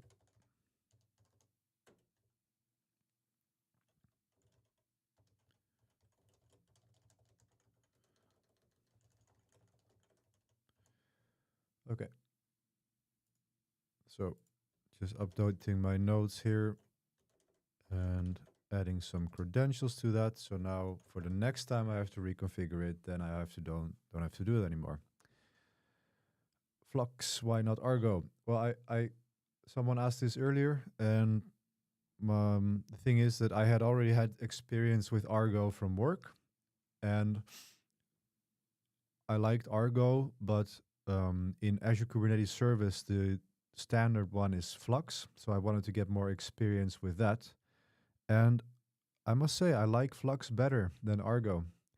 Argo has a beautiful UI, but it makes you more dependent on the UI, and Flux really forces you to use the code more because it doesn't really have a UI.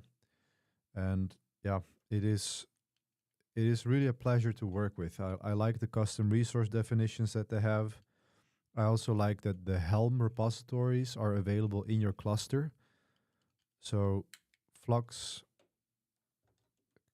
if I, in my Homelab, I have nothing installed manually with Helm. But if I do Helm ls -a, I see all of the charts that are being managed in my cluster by Flux. I didn't install these, but Flux did.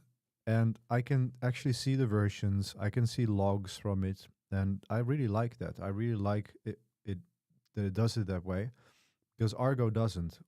With Argo, you can't see these things. So let's see. Okay. And now we are going to finish this setup with Temperature the Python changes script. by some thresholds. Or, in my case, since I already did have these that are pulled if using Home Assistant integration. So we have temperature and humidity. This Yeah. part was easy. The next part for MQTT has a little bit more steps. First, make sure that you have Python script enabled in Home Assistant. How to do that? Let's go to Visual Studio Code. For start, we will search our configuration to see if we already have Python scripts enabled or not. Python. I don't.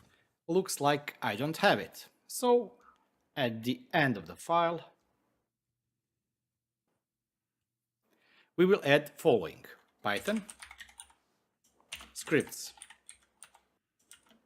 Singular, not plural. So this is needed to enable Python scripts inside Home Assistant. But that's not all.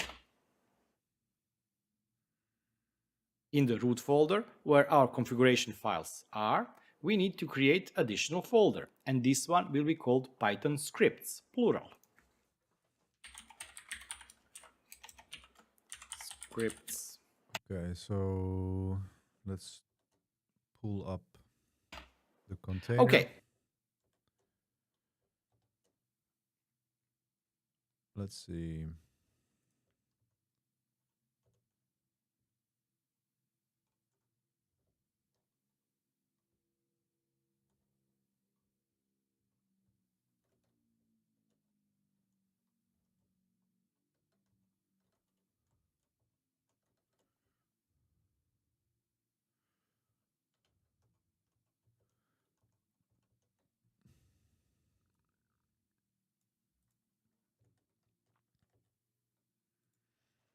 Damn it, how do I resize it again? Here we go.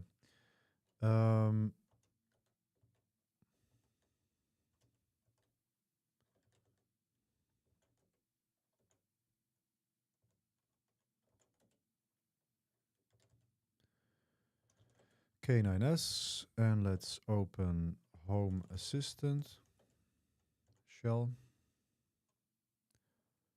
And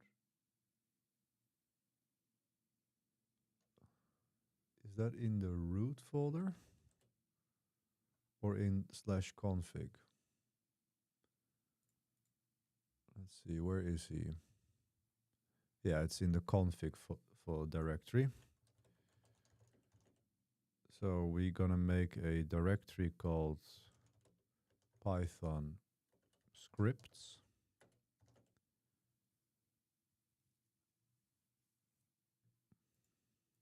Okay. So, by adding Python script, we are enabling Python integration, Python script integration inside Home Assistant. And the default location where Home Assistant will be looking for those scripts is inside folder, configuration folder, and one folder down called Python scripts. Yep. Inside this folder, we now have to copy one file. And now let's go to GitHub repository from Maciej Bieniek, where we can find the Shelly's Autodiscovery Python script. The link to this GitHub repository, as always, will. So that is this one.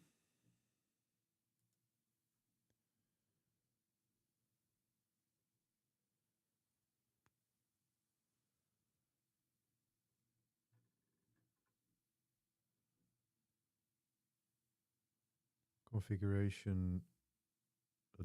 Okay, so this comes later.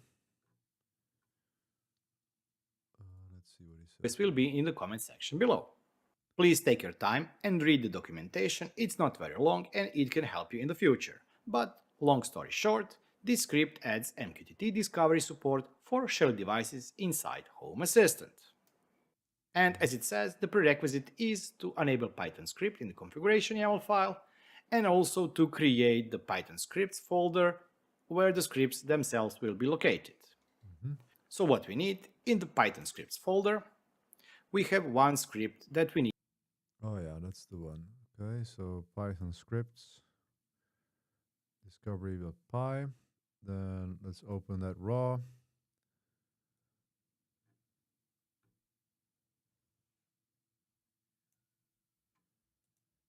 Copy that. And then vi Python scripts shell lease discovery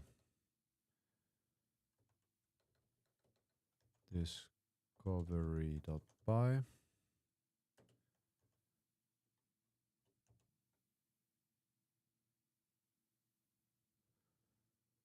Pasting in all of the lines.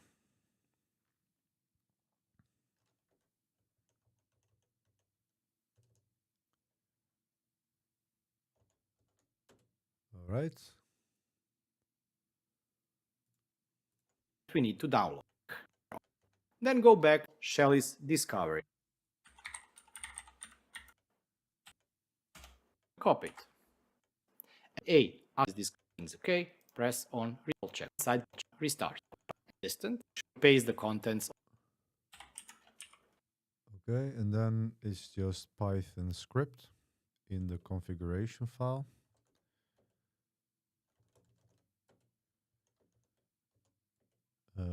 Python script.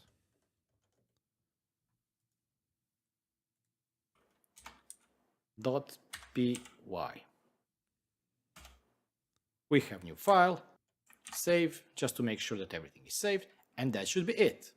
At this point, we can restart Home Assistant, and by restarting Home Assistant, we will A, activate Python scripts, and B, Home Assistant will already know that there is a shell is discovery script inside Python scripts folder. So let's go to configuration, server control, check configuration. Okay. So And if everything's okay, press on restart. I really do hope that you like this video so far. Let's see. So settings, developer, check configuration, and restart.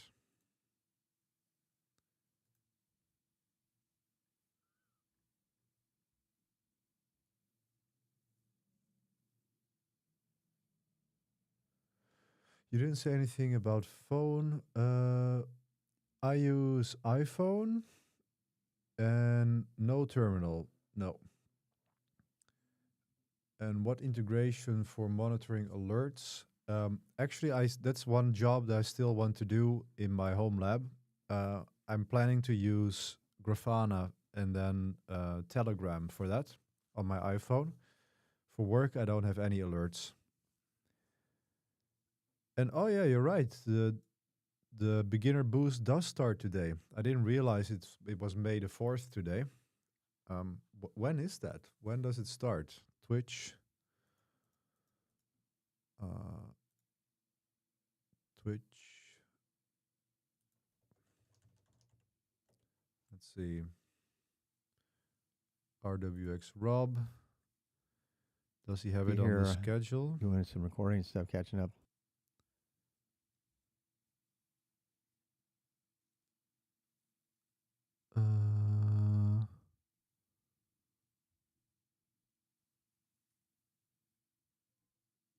How do I see that? It looks like the boost has been 11 hours ago.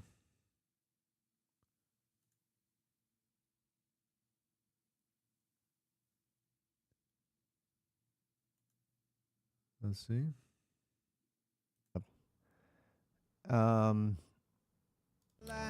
Staring up the road and pray to God I see.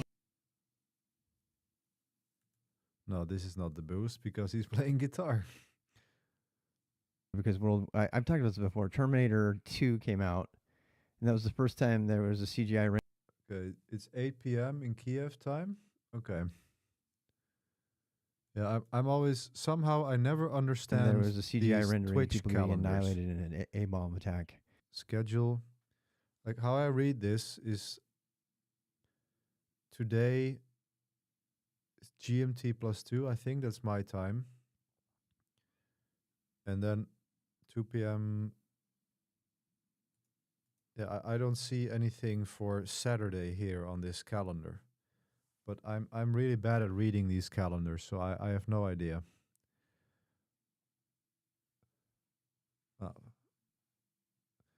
I probably won't be able to join anyway, but we'll see. But let's see how Home Assistant is doing now. Okay, it should be it. And it has updated 3 minutes ago. So yes, I think I have actually managed to fix my my Home Assistant integration. So as you see, it is 24 degrees here in my office here. It's a lot warmer than I would like it to be. But yes, now I'm getting closer to getting finished with my rebuild of Home Assistant. So I'm really happy that worked out. Now I need to find a way to actually properly back up my Home Assistant stuff because I don't want to do this again. So I could do something very hacky and do a kubectl command from a cron job. I could run a job on my cluster itself and then write it to Azure. That would be interesting too, to an Azure storage account.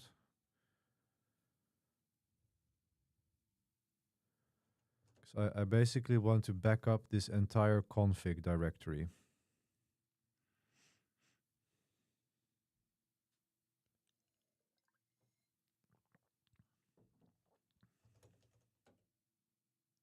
It's only 1.5 megabytes.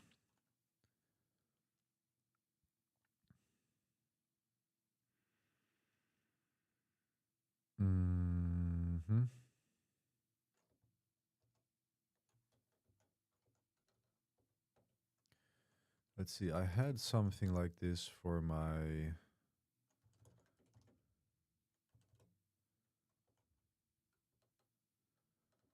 What was it? iCloud.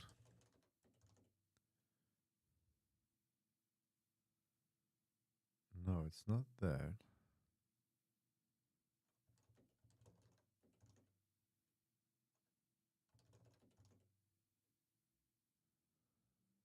Well, I had a Homework command somewhere.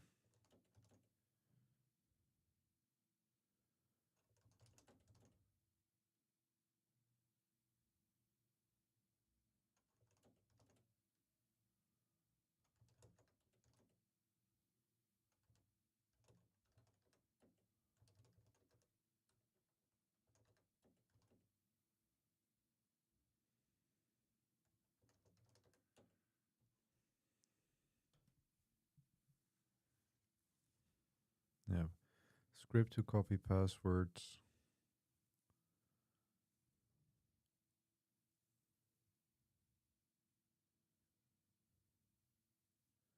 Yeah, this is for copying passwords into it, but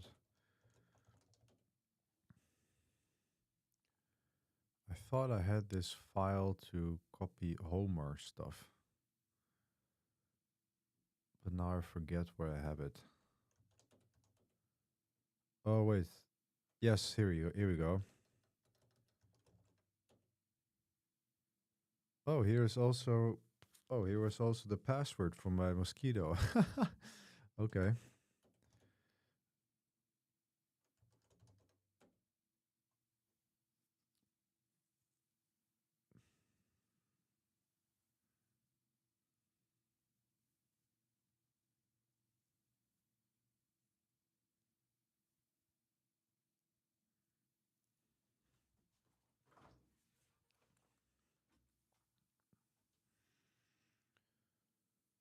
Well,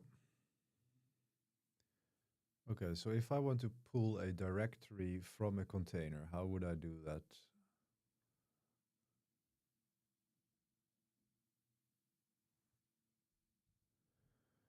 You want to hear my voice a little louder? Is it possible? Well, the thing is, with this microphone, if I have the volume too loud, then it starts getting a lot of gain and a lot of white noise, and that's also something I don't want. But Are you saying that the voice is not loud enough like this when I talk like this? How is it for you other viewers? Is my volume too low?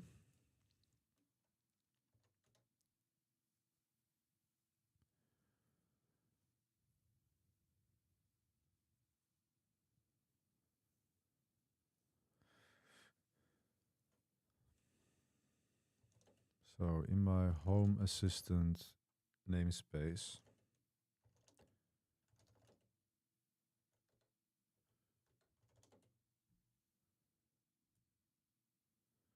I did write something the other day that would have, well, let's just ask ChatGPT. Let's see how far we gone with that. I want to write a bash script to run from a cron job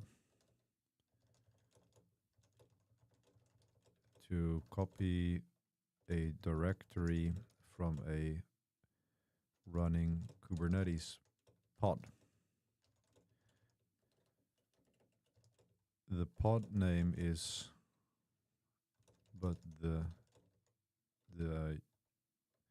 UID will change, but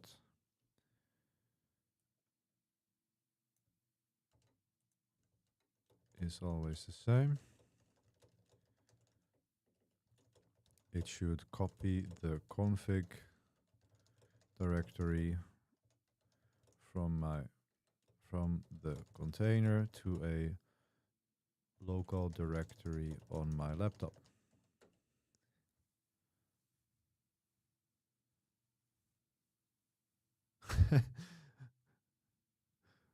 Okay.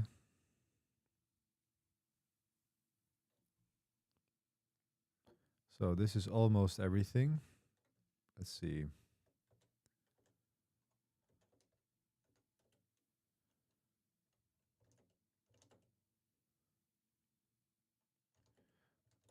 CD utils.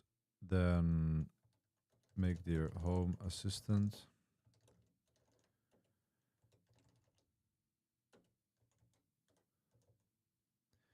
Get the pod name.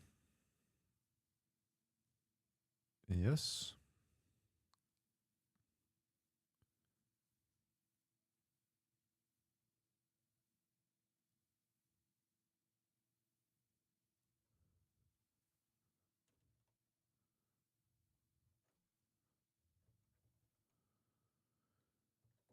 Don't need that. Let's do temp HA for now. And then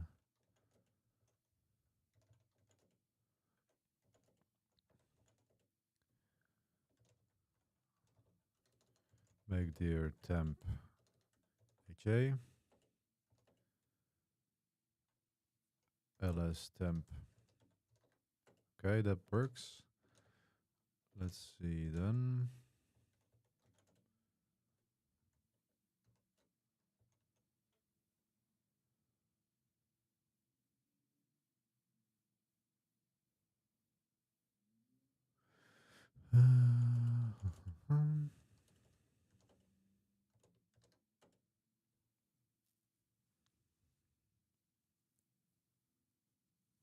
Yeah, I don't, what, this line is totally unnecessary.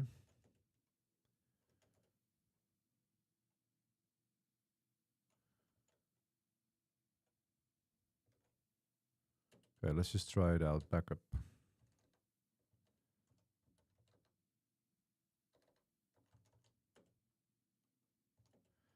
chmod plus x backup. It probably needs to be kubectl.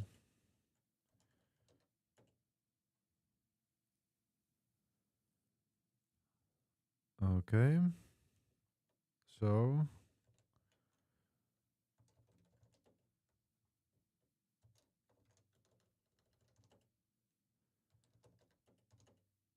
okay, so it did it. Now I have it. Here's the script, and now I wonder if I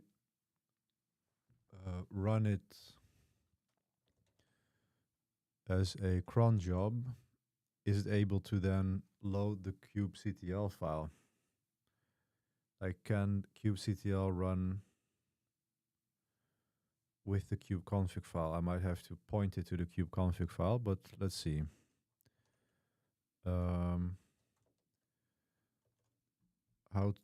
is it bash that -c to run the script mimicking from cron job? Is it bash -c? Yeah. So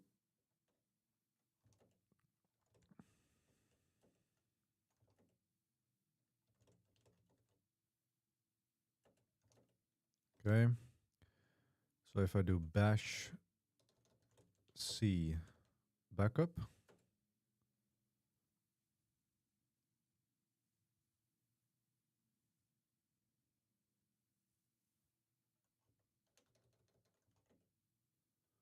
oh, there's a different, okay, bash c backup. Okay. Yes, so it works. Then now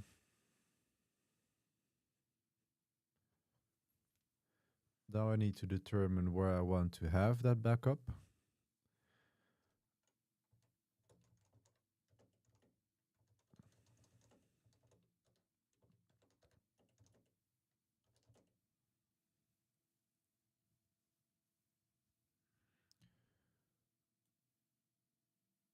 So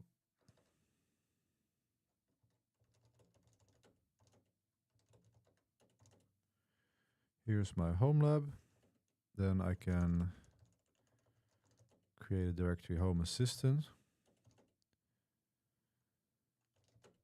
So this will be the Home Assistant directory.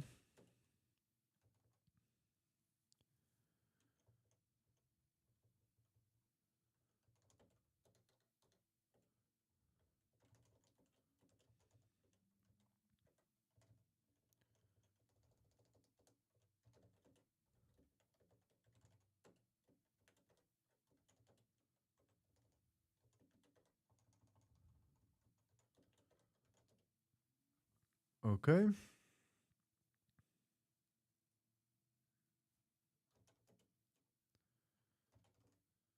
So now I wonder if I do bash c backup.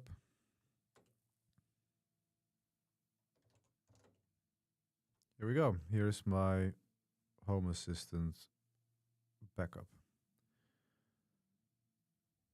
Okay.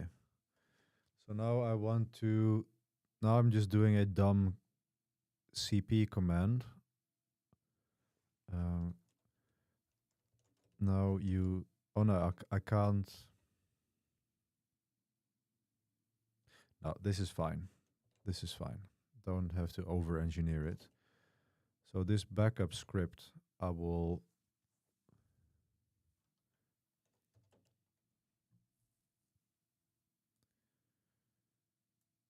commit that to,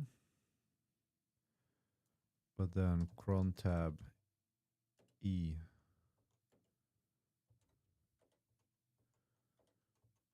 So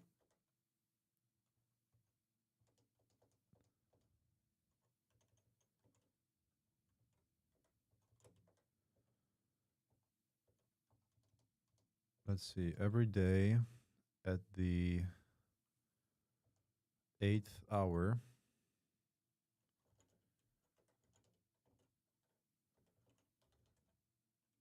backup. So every day at 9 a.m., let's just check if this is correct. Oh yeah, here it says at 9 a.m., so it's already correct, yeah.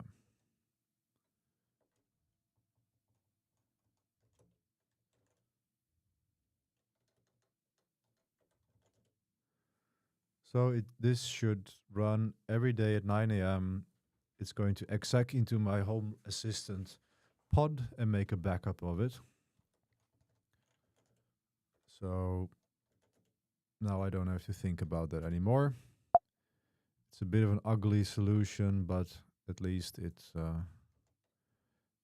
I don't have that problem anymore that I had the other day where I had to completely redo my entire Home Assistant, and that was no fun. So what more do I want to add to my Home Assistant? For now, this is basically what I want to have here. I do have my energy integration.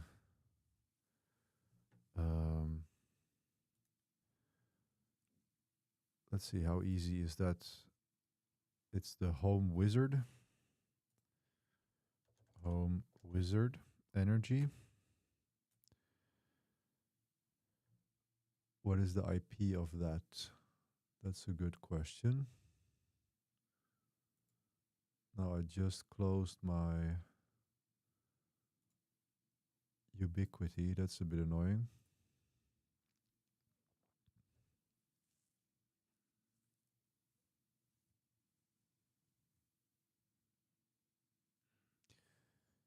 Yeah, it's better to use systemd timers.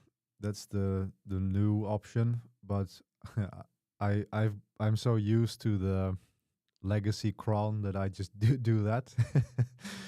And yeah, it's not very nice, but it is a lot easier to work with. I think I like that I can just do cron tab -e, and then it will just show up.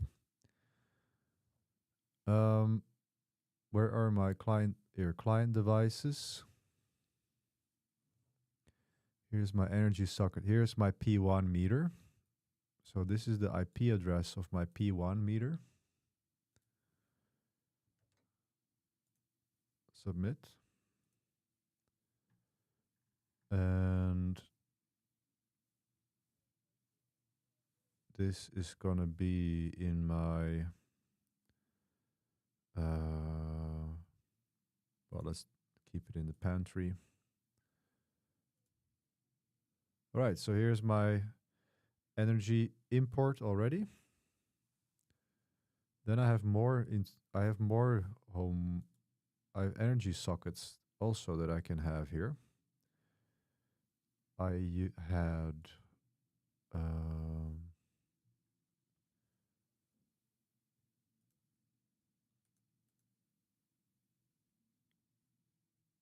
let's see, energy import.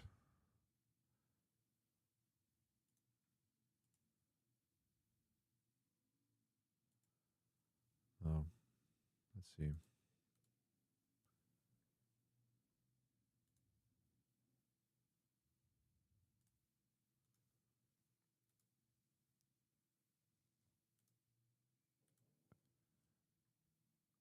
The other one is, there are a few more sockets. Here's one socket.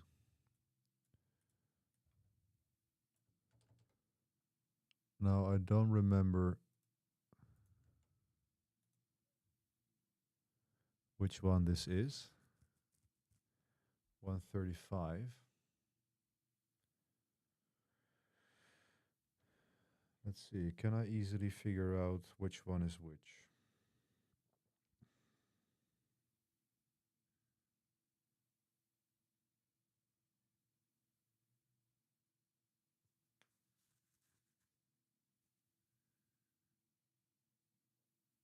Yeah.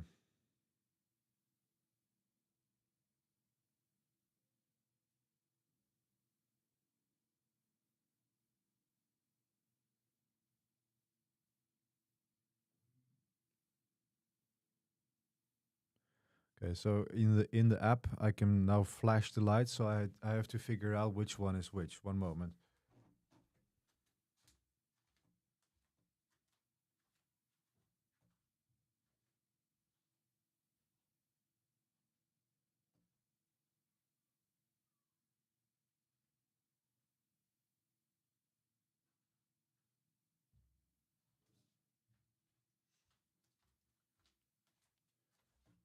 So this is the one that's measuring my production energy.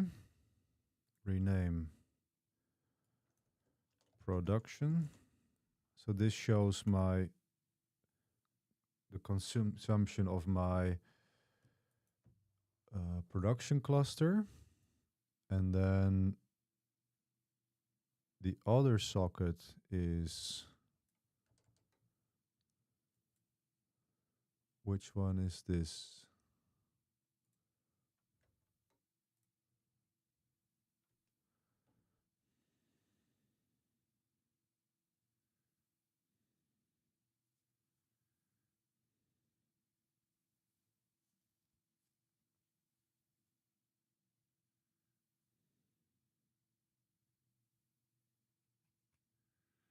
Let me see if I can find it.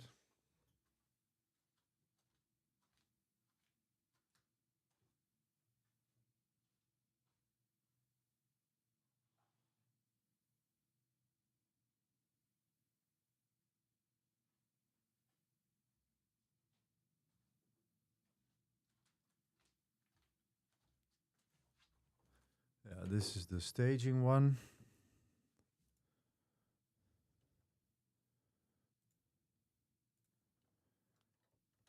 Staging.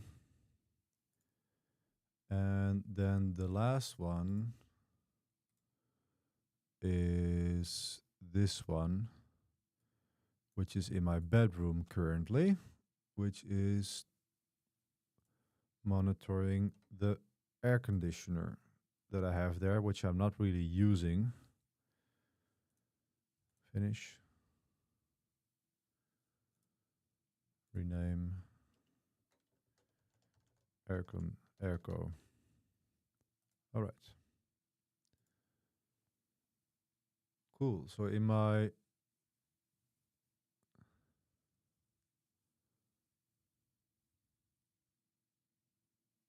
no, that can't be right.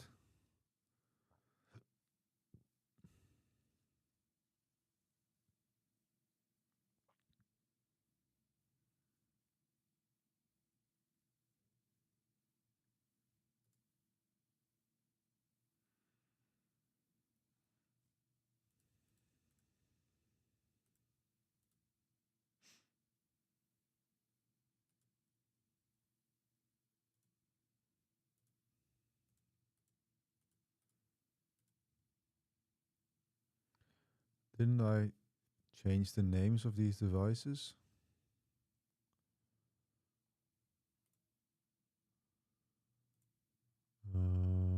Settings, devices.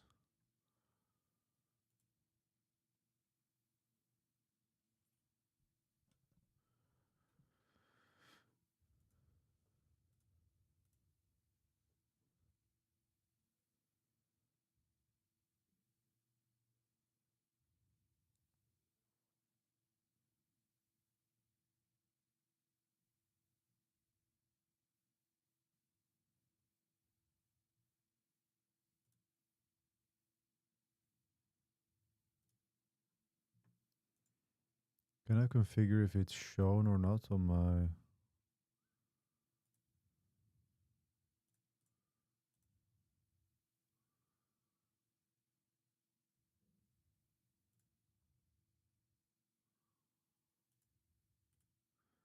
Oh, it's annoying that it doesn't have the device name here. I had it more clean earlier. Maybe you're planning some NixOS fundamentals video. Yeah, NixOS, I'm interested in it, but I don't have a very immediate plan to do it. I have a few more important courses that are coming up in the Skool community. I'm going to do some more on note-taking and some certification roadmaps. And I'm going to prioritize those over NixOS. Because I think if I go into NixOS now, that's also going to be a bit of a rabbit hole. And I'm not really sure how useful it actually is for me right now.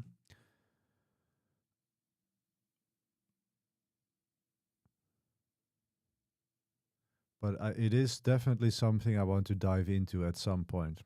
It would be cool to Nixify my whole setup. No, but this is not right though. Like how this thing in my bedroom is not using any power right now. So this is not correct.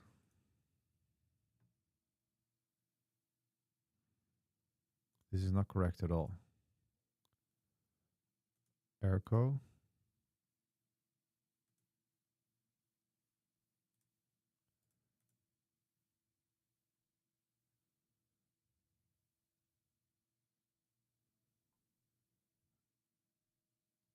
It's saying that it has.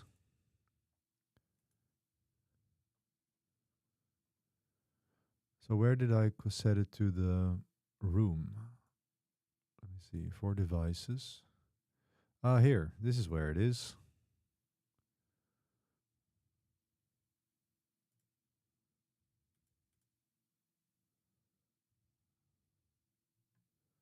Yeah, but why can't I change the name of the device here?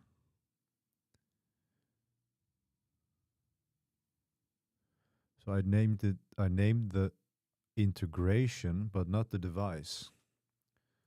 Aha. In pantry. Well, I don't feel like tinkering with this right now. The Shelly integration was the most important one, and I've done it. So that's good.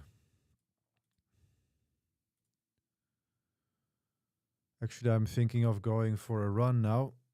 And then I have a few videos to record. And then later I think tonight I'll do another stream. There are definitely a few more things I want to do on the Homelab. But I'm happy I finally have my bedroom temperature monitoring up and running again, because now I know that I need to turn on my air conditioning in the room. So I'm gonna end the stream for today. I will be back in a few hours probably, tinkering more with the Homelab. Thank you so much for tuning in, guys, and have a wonderful Saturday. And I'll see you soon. Bye bye.